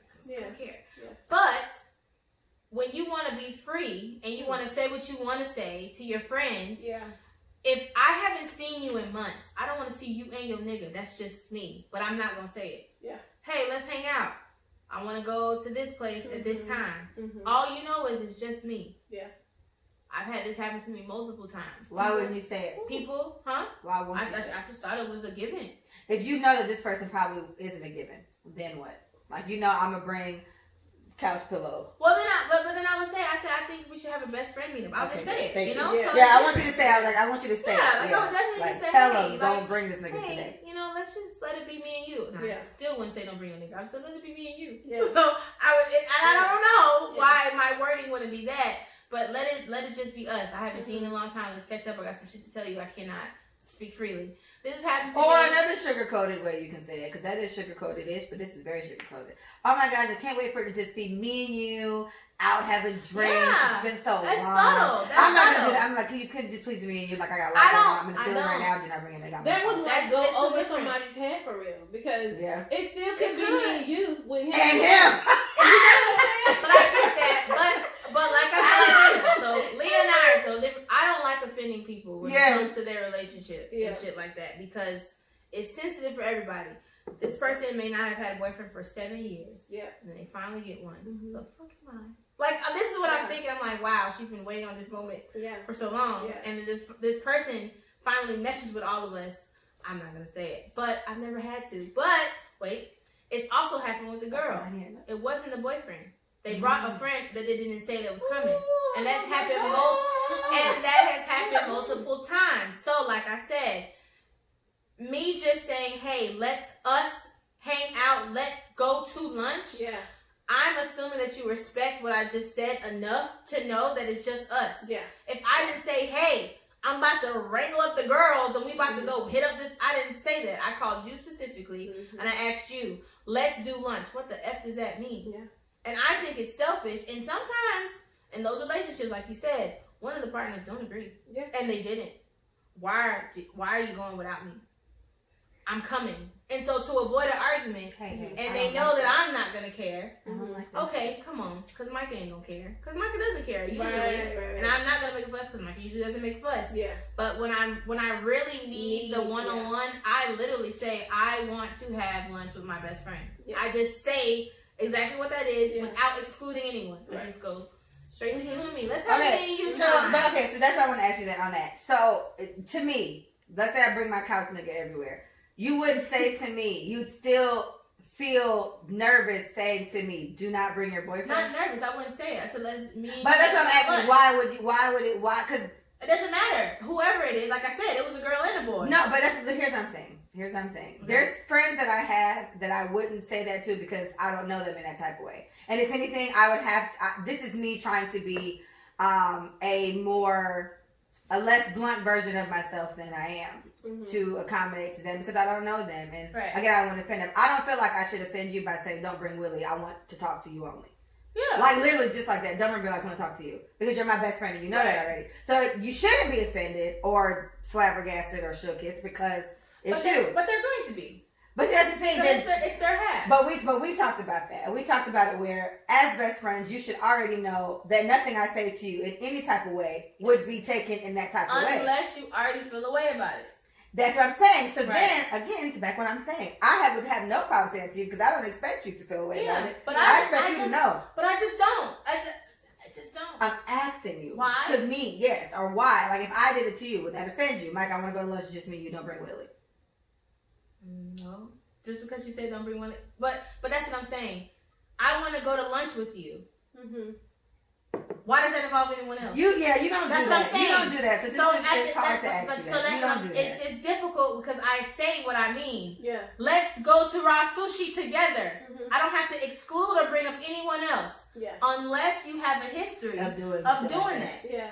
Which this friend had a history, and not just with her boyfriend, with other people. Yeah. And so my thing was, and maybe they couldn't get those people to just understand. And it was the other people that they didn't want to hurt, and they knew that Michael wouldn't mind. Right. And so that's why. Right. Taking advantage of fair to you, and then you just let it slide. Stop it. This is the life I've lived for. I don't like that shit. I don't like that either. Right. Don't do that, Micah. It hasn't happened since 2014. We're good. That's good. Okay. That's good. But like I said, it's just because I am a go with the flow type person. Yeah, you are. I'm open with having conversation with whoever's around, unless pregnancy, STD. I just gotta think. Like it just really have to take something serious. But like I said, so Leah, yes, no, I wouldn't have said because I thought what I said was exclusive unless this person keeps bringing people to our hangout. Yeah, they got to. And I literally to deal with it. Yeah, I literally had to say, why do you keep bringing him? Why do you keep inviting her? If I didn't say that, I had to say that. Like that took a lot to do too. So what do you think you would need to do then in that situation where you have one partner that understands me and my other friends' time, and then the other partner that feels like, nah, but they have individual. What do you think? Right. Yeah, I honestly, that's how I feel. I feel like you just have to understand before I got in a relationship with you, or before we even create this friendship. Like I said, it was just me, right? It was just my own individual stuff, especially like specifically for myself. I've been on my own forever, so all I know is myself. You know, like all I know is myself and what I like to do. So to add somebody to that, and you feel like you need to go everywhere or be a part of this. That's not going to be my norm. That's not my norm. That's not what I know. So I guess that would be something that we would have to talk about, obviously. Maybe I'll have to adapt to in the long run. Like some compromises. Yeah. So I'm cool with that. But I would like for the person to just understand, like right away, I'm not with that. Yeah. Off rip. And I think Willie understood because coming in, he was like, wow. There's so many of them. You guys are so close. Yeah. So wow, you guys are so close. Like you guys are a sisterhood. Like I would never want to come in between that. And then I literally had to say to him, hey, if you want to plan something for me, you gotta say it. Yeah. Because they're gonna do it. And that's our dynamic. Yeah. And I'm trying to help you ease your way into it. Help yourself. Because the way that I'm set up, if something is planned, I'm doing what was planned. I don't break plans with people for my nigga. I've never done that and I'm not doing it. Yeah. Because I've been wronged. So many occasions. Trauma. I have trauma behind that. And I think that is so messed up. I think it's messed up that people drop everything for their significant other who was basically giving them their ass to kiss. Yeah. Or a guy that you've been vetting, right? This guy that you really wanted to talk to and they finally gave you the fucking time of day because this nigga had nothing to do. Like, I just want people to understand when people pick you up, it's for a reason. Yeah. Don't think it's all fate. No, fuck that. If someone has been literally dragging, a message as fuck. Bruh, please listen to if they've been dragging your ass for months and then all of a sudden one night at 11:30 p.m. he like, whoa, what you doing? Let's go get. No, I'm actually hanging out with my friends. Yep. If you still feel the same way tomorrow, let's meet up at 3. The fuck? Yeah. Like, don't drop what you're doing for that. We always do it because we're just so excited that the person did it. Yeah. Like, you've been waiting friends and you just like fuck everybody else. Like, stop doing that. That shit hurt. Absolutely. Like, today is my nigga's birthday. Oh, man. And the Happy expectation birthday, was for us to like just be on FaceTime all day today. But when I got invited to the podcast, I was just like, I'm doing a podcast today. Like, I didn't like put this on hold just so that I could converse with him. I don't know. You know, I just feel like you just have to find a balance. And like what you like and what you want to do. So granted, like we'll talk after this and we talked before this, but I need my time with my girls to do just this. You can't have 24 hours. I don't have that much time to give you. You know what I'm saying? Like, I love you. It's your birthday. We're gonna celebrate. We're gonna do the damn thing. And I'm a huge fan. This is my reference all the time with every example I give. I was like, if I need 2 hours to lay in my bed and stare at my fucking wall, I'm gonna take that. And I need you to leave me the fuck alone. Y'all thought I was emo-ish before. All these fucking plants in here now, and my room looking like $1 million goddamn bucks. I'm gonna make you rip all them fucking lights down before you go, bitch. Because it took me forever to take them up. Take them down. I hate it. But I think it's so important to have you time, and that I worry about that with certain people. So when I was with my daughter's dad and we lived together, once I bought the house and we were in here, it would be almost like every Saturday I was like, hey babe, you want to go visit your mom? You should go visit your mom and take me in and go see your mom. He was just like, oh, you need your time? Just go. Because this house is not that big. So he would go and take me in, and then I would play music really loud, which I still do. I was playing it all this morning when I was cleaning up the living room for you guys to come. And I play music really loud and I clean, and this is just my thing, and I like to do that. And I burn incense and sage and shit. I've been saging the fuck out the house lately. So it's been great, and I like that. And he was always accepting to that. But then I thought of, like, I have a friend that has a girlfriend that she lives on her own for, like, since she's been an adult. She smokes her weed, she burns her sage, she does her incense, very zen, and then she's moved in with him. And now it's like, she's not very, like, PDA, lovey-dovey, kissy-huggy, and he's had that in his last relationship and has become accustomed to it and likes it. So yes, while he didn't learn that in that is something that he's taken away and does like it. I like my women to be this way, and this girl's not that way. And so it's like, he's having a hard time dealing with it. He talks to me about it. But then my thing to him is like, okay, even though I'm very lovey-dovey affectionate, like I'm grabbing dicks for no reason, like I'm with that. I understand her shit so much only because I was an only child for 17 years. Like, I like to be by myself. I like my alone time. And then I worry about people like that because it's like, you can't be so stuck on that anymore once you become somebody's girlfriend or somebody's boyfriend. It's not just you. But these people, this is them at this point. So I always tell him, I don't want you to look at her like, what the fuck is this? Like, that's what she's used to. Sis been this way most her fucking life. You get what I'm saying? She's 30 something. So she's been like this forever. And now she has to get used to, like, and then it could be trauma. It could be past stuff. Because she explained, she's had relationships where these niggas weren't lovey-dovey. And whatever. I used to be lovey-dovey queen. Then my ex, remember my ex, we talked about Valentine's Day. He never cared about it, so I stopped caring about it. And then he, like, it's going to take an adjustment for me to click back into loving that type of shit or whatever. But it's hard. Yeah, it's hard because you adjust to what it is. And then if you're super self-assessing or whatever, then you probably start asking yourself, okay, what can I live without? Can I live without doing this type of shit all the time? Because everything else is so good. All right, fine. I'll adjust. I'm not going to expect much of this. Next, all you really need is about 2 or 3 of them shits to realize, you know what? I don't even need that shit anymore. But for people who need their them time, I wasn't able to come up with an answer for him all the way because I'm like, I understand how this feel. Like, I'm not gonna lie. Like, because I'm not alone. Like, even sorry, Micah, even in my house, like my mom and my sister are here now. So I had like a good year of being in my house by myself. Maybe I said like 7 months. Without my daughter's dad and without my mom and my sister, where it was just me and Mia. And when Mia left with him, it was just me. And I would just be in this bitch with the dog, burning incense and singing, watching movies every weekend. And it was amazing because I love that type of shit. And now I'm never home alone. Like, ever. Like, if they really go to the store one day, it's like, oh my gosh, it's just us, nigga. So for somebody who really, like, feeds off of that type of shit, that's why I had to do the whole room thing. Because I feel like my space is... I was trying to explain it to Micah. The clutter in my room and everything was, I couldn't even do what I need to do. Like, I got to study for my P&P exam. I got to make me and Nicole hats. I got to draw a picture for a bitch. I got to edit the podcast. Shit. I kicked the cord. I'm sorry. And I don't know. I don't know how far we are now. It's okay. It couldn't have been too far. Everyone else's microphone's working spiffy. I'm going to have to go. Micah, why is your phone always dead? If it's loud enough, I'm going to let it ride. You got to charge it in person? No, you do. Right. Yeah, look, so all you hear me on y'all microphones, and I'm not cutting it out because I was on a rant, and it's gonna have to just I say. get that from you, sis. It's the only like the cord that I don't have the box. What the thing? Charger. You gonna have to you can go get me. You gotta go get mine at my room. Okay. Or you can take. Oh, you can take the one right there.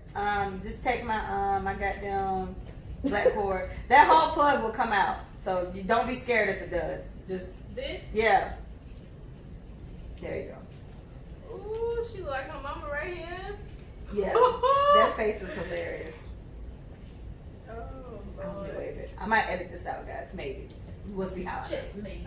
Just me. Love this baby. Which baby is it?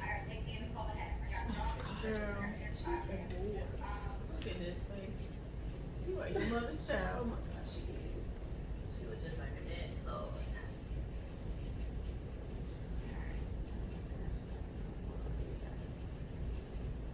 Yeah, I'm gonna have to find a way to fix this stand. I think I'm gonna make that one of my focuses now.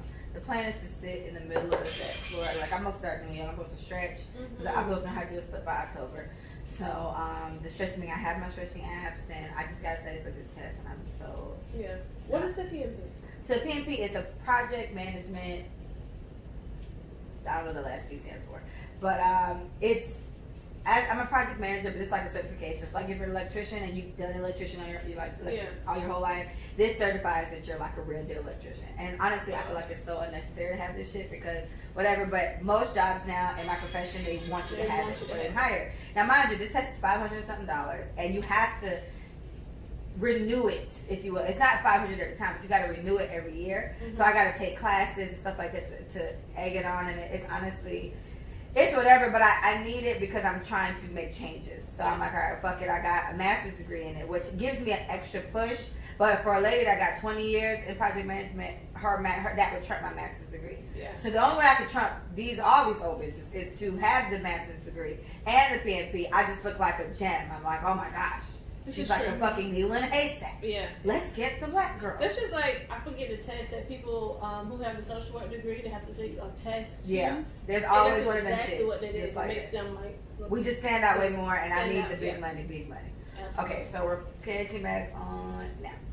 So I just have all these things to do, and the space, I needed my space clear to do that, and now my room is going to have to be like my little special place. It was my living room, but it's it's like the family room at this point. It's infiltrated. Yes.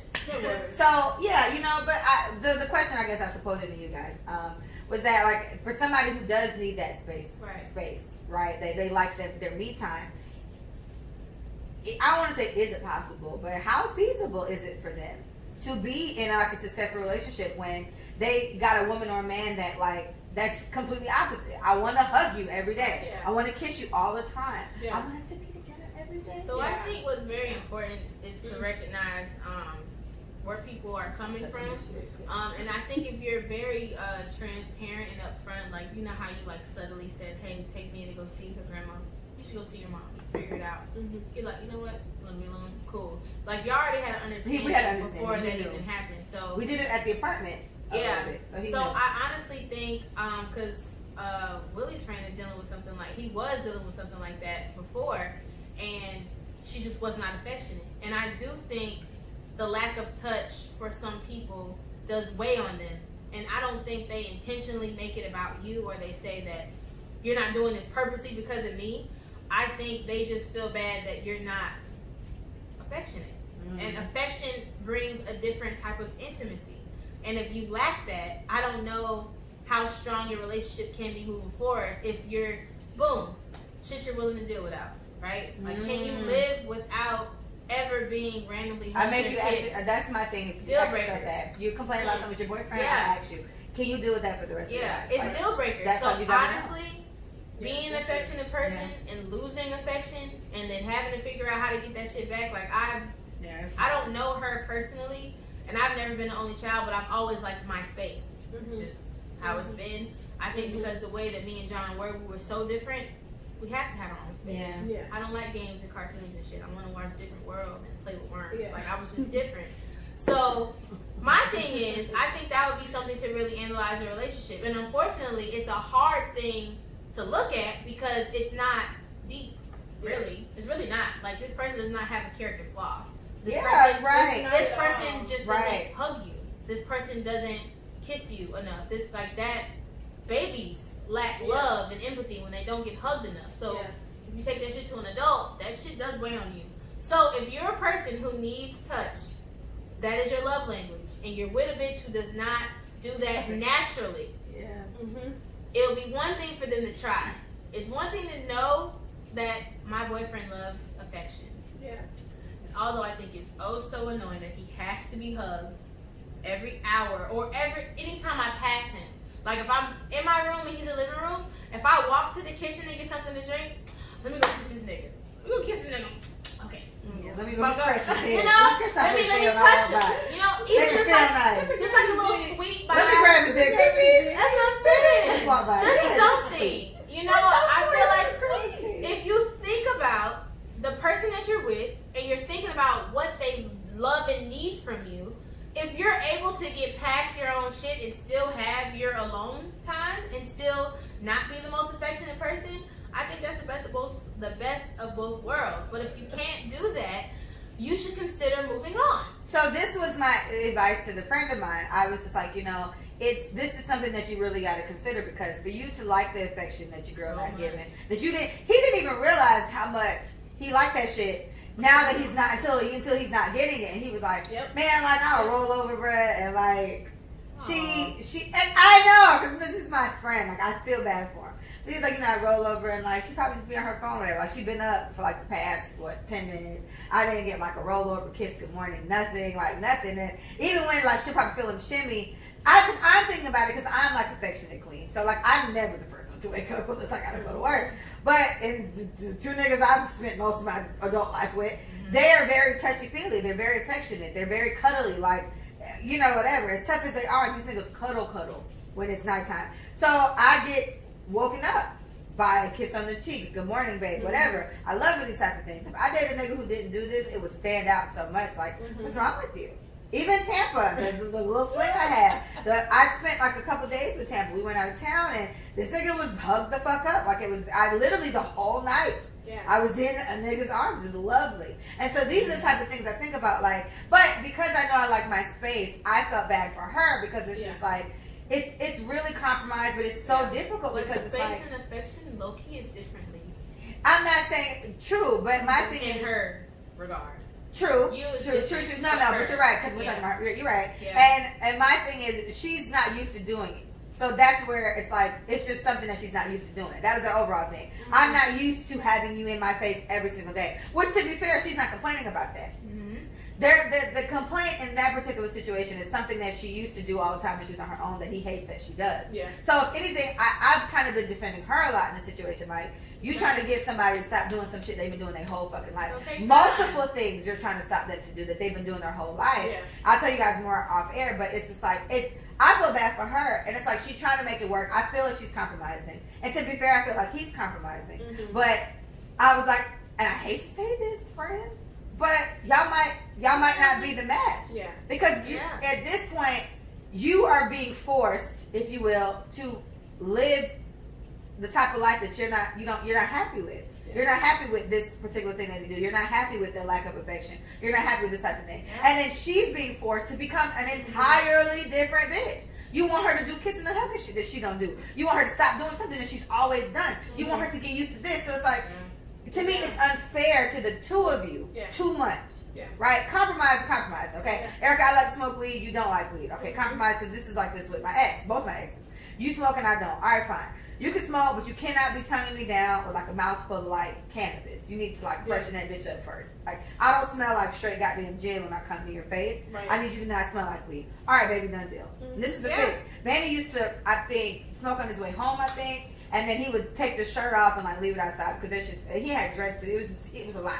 And he would come in, he'd come straight through, hey everybody, come up and give me a kiss, and like before the bathroom, because he smelled like a pound. And he would shower, and this is the compromise that he made. And my thing was, I didn't meet him smoking. He started smoking after, in one of our breakups. That's his trauma. He started smoking then, and then now it's like, this is the new you. And my compromise is I'm gonna accept it anyway, but I don't like the way it smells.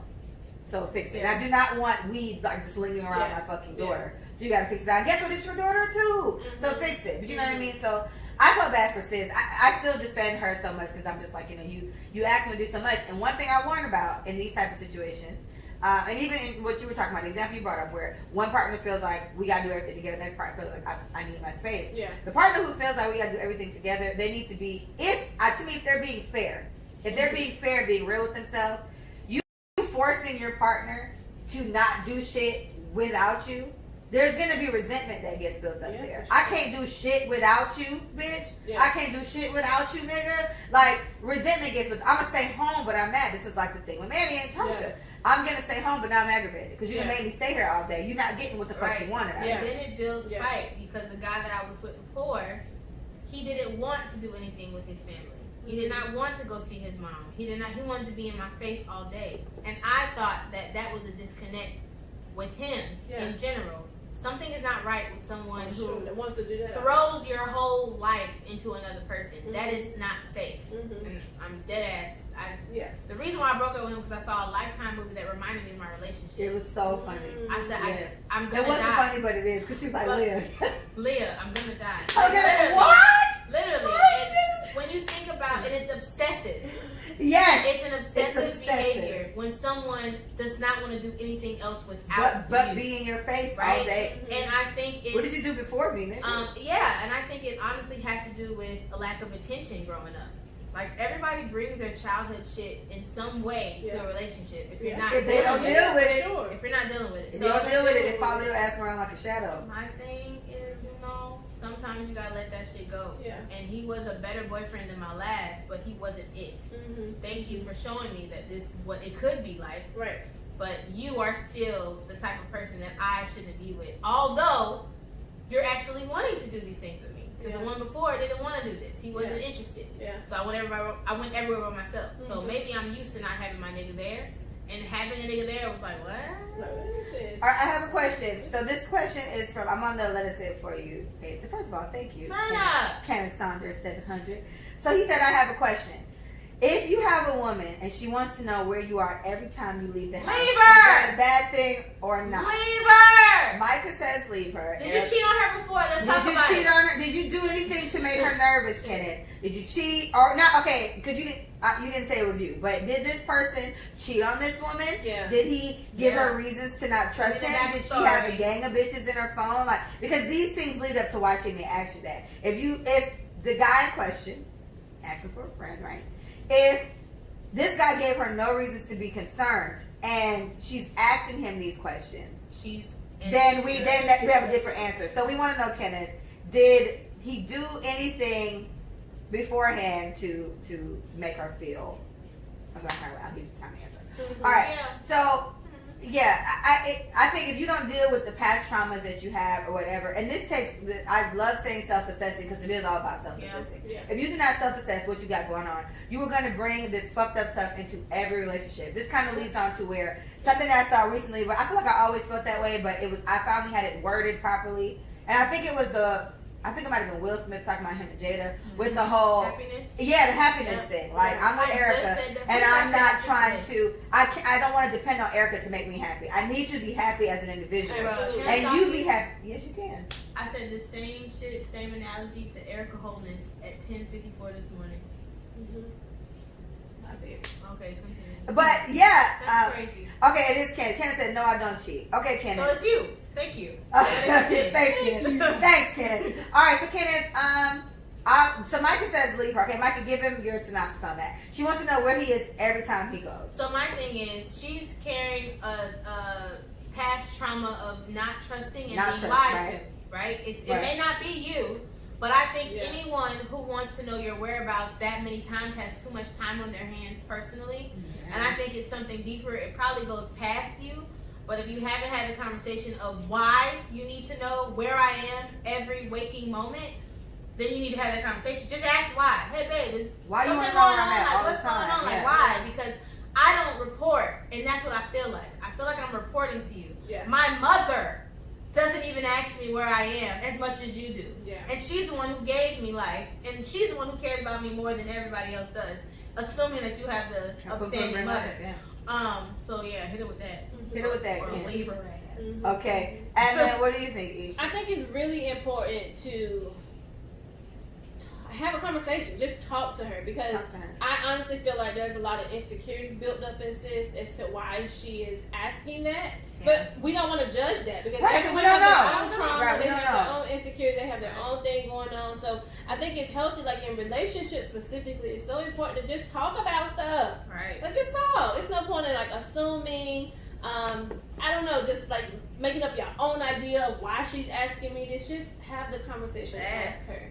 And hopefully throughout that conversation, she'll be open and vulnerable to share exactly where that's coming from. Because that's just like, it's not okay. Because Yeah. I'm just thinking vice versa. I wouldn't want my nigga asking me everywhere I'm going when I leave the house. Right. So what I say, Kenneth, is I can speak on behalf of me and Micah with this particular. Well, I don't know if Micah's was like that necessarily, but we both had like these. I had a report. Okay, then yes, we did. Because I had a nigga that was he literally we didn't live together or anything. I was 18, 19, 20. I knew him for a long time, and he wanted me on the phone with him all the time. Like I had. Oh, maybe she out here fucking off. Sorry. Kenneth, I'm Go ahead, sorry. though. I don't want to put trauma in your relationship. But maybe she fucking off, Kenneth. But anyway, me and Micah both had relationships where we had to report where we were at all times to the niggas that we were with. Like my nigga used to sit on the phone with me all the time. Like I take a shower, and like I said, I'll call you like I take the shower. And let's say it took me like an hour and a half. He would call me like, "Dang, what took you so long?" And I'm just like listening to that shit now. I'm just like, So "Oh, sad. Leah, Yeah. you were so abused." So Kenneth. Me too. It's there's a lot of things. I'm thinking about my ex. My ex cheated on me. He did multiple disrespectful things. And I still didn't ask him where he was all the time. Because I was on some like, I'm too player for this, I'm not going to do it. However, there was a time when I wasn't. And it was like, I didn't have to ask. He just knew he had to report because he fucked up before. But nobody really wants to live that way. It seems like there's a lack of trust in her situation. Mm-hmm. And if that's the case, that you can suggest it too, but she needs to evaluate. Do I really want to be with this nigga? Definitely. Because there's a level of unhealthiness there that she's not processing. And to be fair, you may not, it's not your job to do it, but since you're in a relationship with her, you're going to have to. Yeah. Because you got to deal with the shit. Yeah. You may need to suggest that, you know what, babe? This isn't healthy. It's excessive. This is a bit excessive. And my thing is, I'm the worrisome girlfriend, right? So I'm the one that's like, I kind of want to know where you were last located. Like, I went to the club. Like, like And you that's gotta based on your but you're this is projecting me, yes. your fear And of this is being me projecting. taken. Right. I'm scared I'm going to get kidnapped all the time. Everyone knows. Somebody knows where I am at all times. I go to Publix. Yeah. I'm going to Publix. Like, because I watch too many shows, bitches missing. So this is why I'm like this. And so I was lucky enough to have guys that they did their own checking in without me having to ask them for it. But I don't need to know where they are every moment of every day. Yeah. And honestly, there's a level of kind of, let's think about it this way too, Kenneth. In the relationships that I've had, the last two that I had or whatever, they called every hour or two or whatever if they were moving around because they just want to hear my voice. Or maybe they just want to make sure I was okay or whatever. Or they ain't talked to me in a while and they're used to seeing me all the time or whatever. So this was kind of like more of an affectionate thing, not a checking in thing. But in checking in, they told me where they were at. And so I was satisfied and they were satisfied and getting to hear me and whatever. So I don't know if she's doing it in a hostile way or if she's doing it on some, oh my gosh, where are you? And that's what I'm saying. It's the conversation. It's about wording. It's about wording too, because Yeah. what Leah just said, me calling to hear your voice, you know the tone I have. Mm-hmm. But if the question is 7 times in a day, Where you at? Who you with? where you at, what you doing, every fucking hour, like honestly, I had to curse that hard. You don't because deserve that, Kenneth. That is super invasive, and I think it's super unhealthy for anybody to carry the fuck on like that. And that's bringing up past traumas. I'm cursing so hard. Like that's just not okay.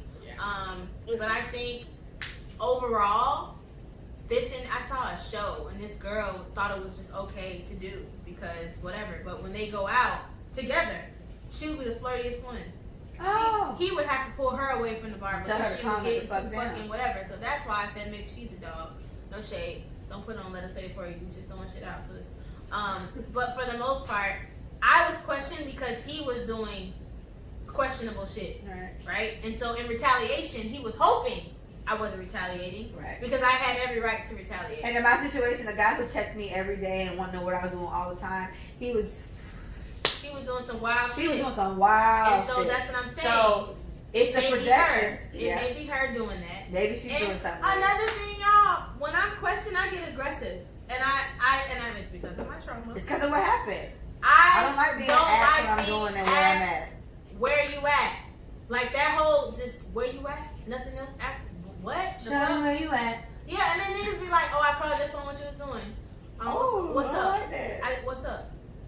You heard that? Yeah, Mike is good for What's that. up? What's up? The fuck? Like literally, like you. Mikey gets ready to don't scrap. check me, bro. Because if you miss my call, I don't. what I've learned, you could have been taking shit.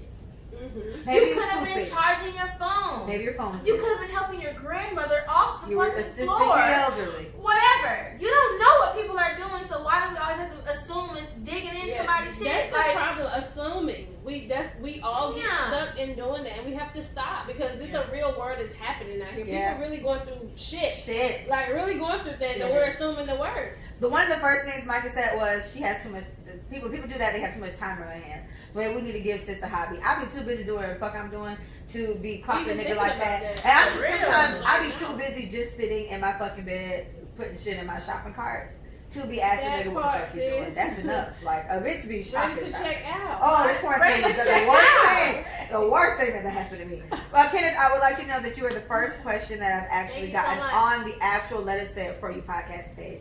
I appreciate you, King. Woo-hoo. I hope you Yes, figured it Kenneth. out. You were a pleasure to have. That was a great question. You gave us a good amount of commentary. So I Absolutely, appreciate it was you. good. And it's not healthy, so just have a conversation. That's our best Let it advice. go. Okay? Talk it out. Like I said, let it go. But she also said talk it out. So just talk and ask why, you know? And if sis pressing up on you, you just cut her off, man. You don't deserve that shit, Ken. All right? Don't Thank you. deserve All right, last thing, because this did grab me on the best. All right, the battles, the versus battles that have been happening. You guys been keeping a lot in between Sis Beast and Timbaland. They've been doing the battles like the T-Pain and I know you have. Have you been patient with me? Yes. Michael put me on, so yeah. She called me Oh, and told me to everybody. call. I was like, thank you. This is a thing. We Yeah, have to I never caught them when they were on, and Mike caught me in the like in the beginning ish of the The T-Pain second and the live. Lil Jon one, Lil Jon. and I had the time of my life. Like it was fantastic, and you're welcome, Kenneth. And I really enjoyed it. Yeah, it's Yeah. been, when I've been talking to Leah about like who could basically be matched up with other people. Yeah. And then I talked about we should get on Zoom, and then Yeah. Leah was like, I want to get I was dressed supposed up to for say one. but yeah. Um, I had a clue. You don't go nowhere. And so it's like I appreciate the level of normalcy that these celebrities are giving everybody. This is normal very for us. refreshing. Yeah. We go live all the time. Like on some regular, like they don't go live. Like honestly, I've never seen so many celebrities on live as much as I see now.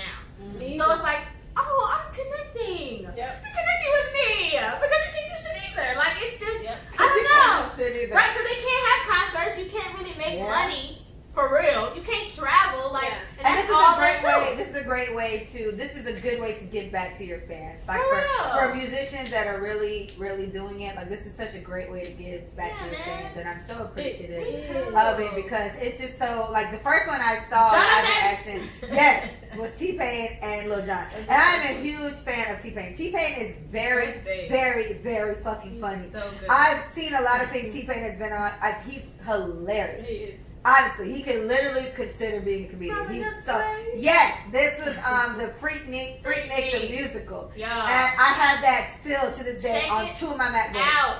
So funny, Freak Nick the musical by T-Pain, and it was so. It was on Adult Swim. So fucking funny. It was years ago, and T-Pain's delightful. He kept calling Lil Jon Jonathan. It was great. Jonathan. Okay, what is your favorite one been so far? How many? I don't know how many you've seen. Honestly, Or even the ones you heard of that you didn't see. What do you think would have been your favorite so far? well, I haven't gone back, but I think T-Pain and Lil Jon would probably been my That favorite, shit was only great. because the energy level, like T-Pain and Jonathan, they Jonathan. make me want to dance. They honestly make me want to dance and get live and just be lit. And there's such a great energy for both of them. So like that was honestly my favorite, and I've been thinking about other women that could be my favorite, but they're now introducing like Erykah Badu and Jill Scott, which Yeah. may be chill. That's the next one. It may be like, it may be hype, but it's gonna be like Chill. We chill don't get hype. You're mellow. Yeah. How many have you seen, or have you? Literally one. And Okay. It was a T-Pain Well, and John. okay. So far there was the But the Swiss and Teddy Timbaland and one. The Swiss and Timbaland one was good because it wasn't just their songs, like they're producers, so they produced so many songs. So that one was really good because, if anything, no, I can't say it's one of the.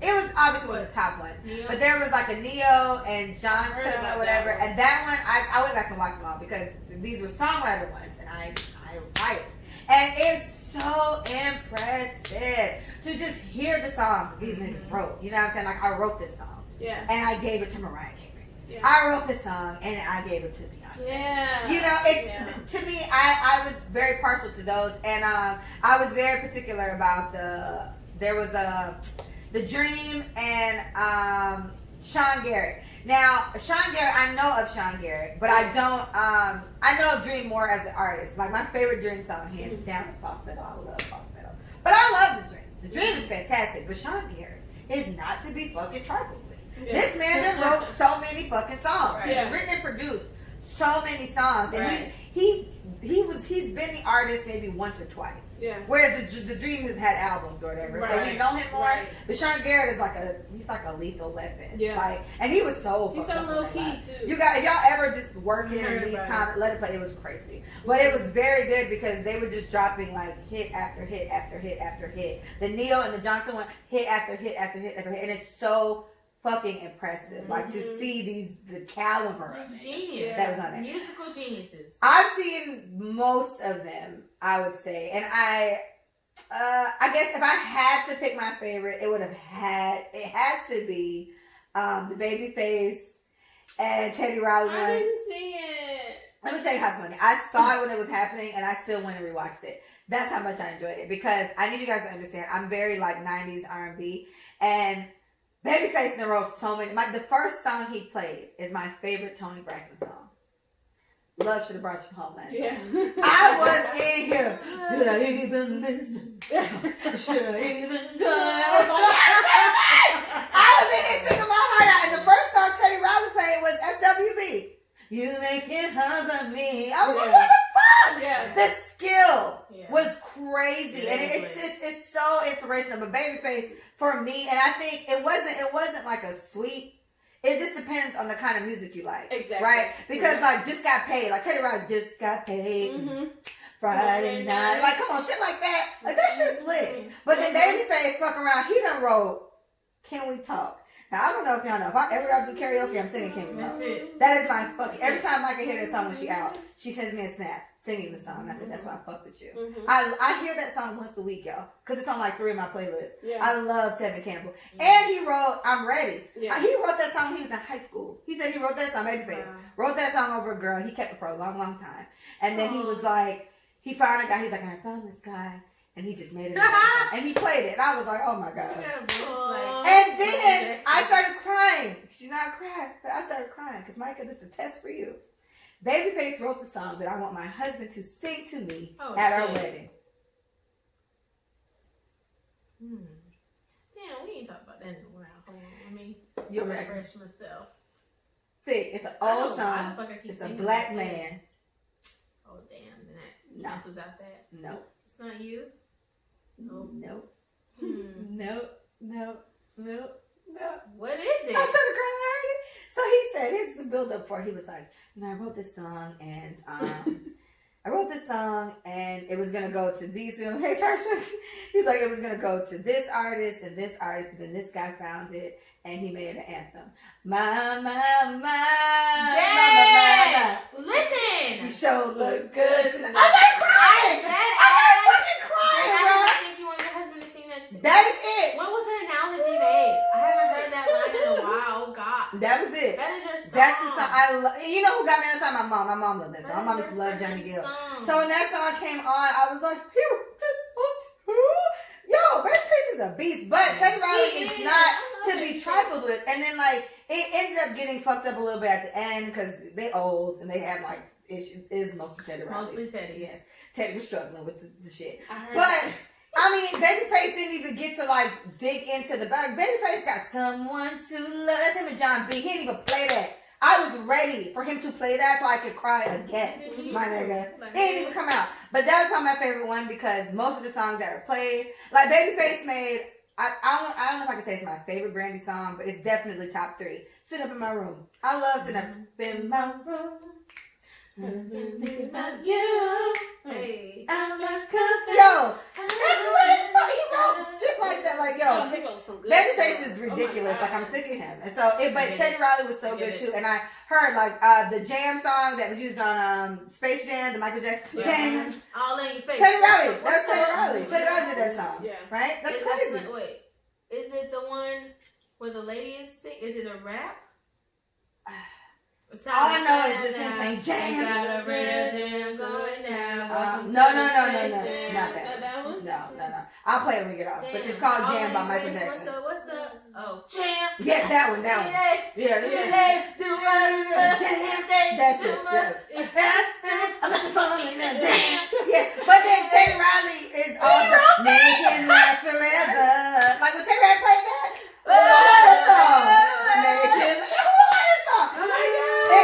And you guys, whenever you're working from home, like, and you got like paperwork type shit to do, just YouTube the Teddy Riley Babyface battle. It's so fucking good. And I would say with Babyface, I knew if he played 10 songs, I knew 8 out of 10 of them. Because there were some that I heard, but I didn't know. Like I didn't know Superwoman. I know Superwoman, but I don't know it like word for word. And then Teddy Riley, I knew a little bit less of his, but the ones that I did know, like I knew them. You know what I mean? Like one of my favorite Tony Braxton songs is the I Get So Lonely remix, because Blackstreet is on it. And that shit's lit as fuck. And they don't have it on Spotify, what's that? All right, hold on. Kenny has another question. All right, Kenny. All right, Kenny, we'll end it on you, because Kenny, I like your energy right now. Kenny has another question. I have another question. Caught your woman texting the baby daddy, and when you take the phone, you found some dick pictures that he sent her. What would you do? You already know what to do, bro. Like, let's just be real. You know what to do. And I hope it's not here, because it's not. We do not advocate for domestic violence. Absolutely. Not here. I keep swinging the wrong way. The left ear is the fuck up here. All right, so I know that dick caught you off guard, but don't hit. Yes, I do know Whip Appeal. Whip Appeal is great. He played Whip Appeal too. I was like, what the fuck? Babyface is awesome. All right, if that's happening, then obviously you may need to leave. Picture from who? From the baby's father. Yes. What was her response? Ooh, again, or stop sending me shit like that. You know we only talk about our baby. Why are we still what was the sending response? dick pics? We should be talking Why about are the dicks kids still coming only. across? Yeah, just say what the response was, because we don't know. Maybe she responded politely, and this nigga's disrespectful. Yeah, and unfortunately, the baby daddies are the ones that you can't get rid of. That's you what gotta I'm deal saying. with If he's this disrespectful, then he's disrespectful. Yeah, like, and so you need to tell her to put him in his place. Yeah. And if she's entertaining it still, then you may need to let that motherfucker go. That's You need to let that motherfucker go. Yeah. Hey, I'm tapping into the song. Yeah. Keep Oh, laughing. He coming put down. LL. He put LL. Oh, coming down with it. Hey, pushing and shoving. So, so we're ending on this then. The next battle is Erykah Badu and Jill Scott. Yeah. I like both ladies. I overlove don't know. That's what I'm saying. I overlove and my thing is, because people did this with Teddy Riley, where they were like, "Oh, Babyface is gonna like mop him," and I didn't know most of the and so and I feel that way about Erykah Badu, like probably mopping Jill Scott, right? Mm-hmm. But I'm like, I mean, with Jill Scott, but I hate that all that comes to mind every time I think Jill Scott. A long walk. Yeah. I'm all Erykah Badu. I was born out of water. Yeah. With $3 and $6. Like I'm all back there with the shit. Yeah. So it's like I know they have to have really dug into Jill Scott's bag to know that she's because she's not chopped liver. You get what I'm saying? Right. You know, Erykah picked Tarsha picked Erykah too. Guys, Jill Scott is the GOAT. Now, Jill is I good. cannot name at least 5 of her songs, See? but when they play, I know them all. Same. I'm just I can't saying. name them. I can't name them right I now. can't even think of them. Erykah overcrowds my What is mind. that, y'all? But it's another one when she was like, is it the way dun, dun, you love me, baby? She ripped that shit.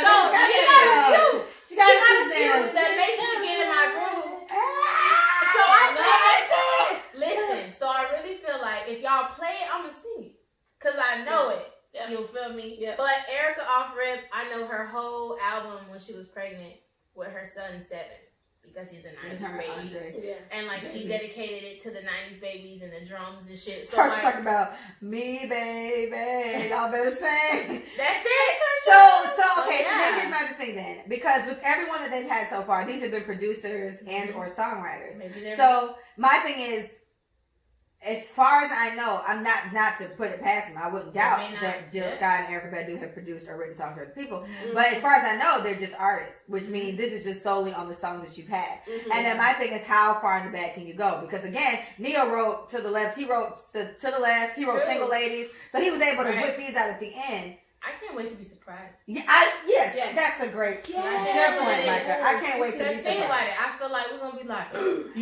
But my thing is that what they're gonna Actresses do? too. That's the thing. Is that what they're gonna do? I Because don't know. is it because they call each one like this was the battle of the songwriters and they did Neo and the Johnson guy. This is the Right. battle of songwriters with him and him. This song, the battle of producers It could when be they battle did. of the hits. I don't know. Yeah, that's what I'm saying. But they And- probably matched it a certain way depending on these two women. Yeah, 'cause you can't make it because it's indie unfairly soul. matched. That's what it is. Yeah. Indie Yeah. soul, Yeah. right? So I think personally, India Arie and Erica Badu would have been a better match. I thought it. Oh, Yeah, I would have died. See, I know India Arie. I know Say India it Arie.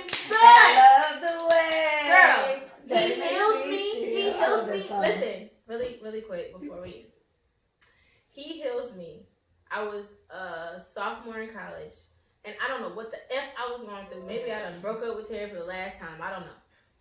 Literally. It might have been it. It might have been it. But the song, what she was saying in the song, I did not feel in any relationship I've ever had. And it made me cry. Like, literally. Like, he heals me. He knows the real me, and he accepts me. He'll never hurt me. Like, That's what? Jesus. I've girl. never. I was like, What? I don't know. listen, I listened to He Heals Me by India Arie 16 times while I was in the shower. I didn't get out until the 16th time, clearly. But that song really, like, I'm going to play it in the car. What other song did you play? What other song did you play during the breakup a million times? Uh-huh. What other song did you play during a breakup a million times? I'll give you a hint. It was on your ride home or your ride to Tally.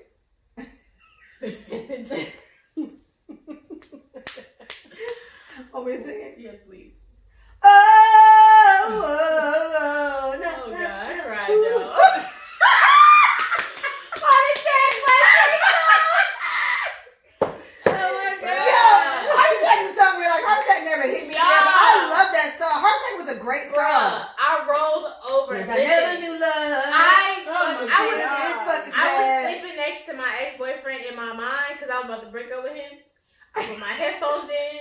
I put on Heart Attack. I was just sleep crying to Heart Attack, y'all. He had no idea. He was about to get this music. That was serious to get X. He had no idea. I'm like, oh my God, that's one of them songs. Yes, sis. Heart Attack. Heart Attack is And I woke up in the morning. Alright. I'ma go. I didn't want to do it when I was out of town. I wanted to do it when I got back in town. And I did it. It was very emotional for me. To break over that. I gotta go. I can't do it. Okay. Oh my God. That was good. I'm excited. Well, all right, that's brilliant. The only two songs that I played over and over again during hard times for me was "Resentment" by Beyonce. That was my first. Oh, I played yeah. "Resentment" like 250. She played it on the way to the bowling alley one time with me and Eric in the car. That Started song, crying. it's too much. Like, We was in high school out of nowhere. I was hurt, y'all. I was hurt. "Resentment" was my song. I hear it now and I'm okay because now I'm just like, fuck that nigga, like whatever. But "Resentment" was tough for me. And when I was high school, this is high school, like first boyfriend high school, my first. It was Chris Brown, "Goodbye." It's never a right time to say goodbye. So that we broke up, and that song reminded me of him, and I played it over and over and over again. It was hilarious. Give us one of your emotionally sad breakup songs, Erica. What did you have? Man, I'm a real bitch. I don't even have the problem. I don't know. It's been so many. It's so many, but I will say recently, since we're on India Arie, "Steady Love." Oh, I gotta look it up. I don't think I like know. God. It is amazing. It's emotional. It's so emotional. It just makes me think about like my relationship right now, and it literally speaks from my heart to his. I promise you, it is adorable. And then I Ain't Think About You by Chris Brown. I ain't looking for love. She's gone. Tell all the girls that the bottles on us. Get your drink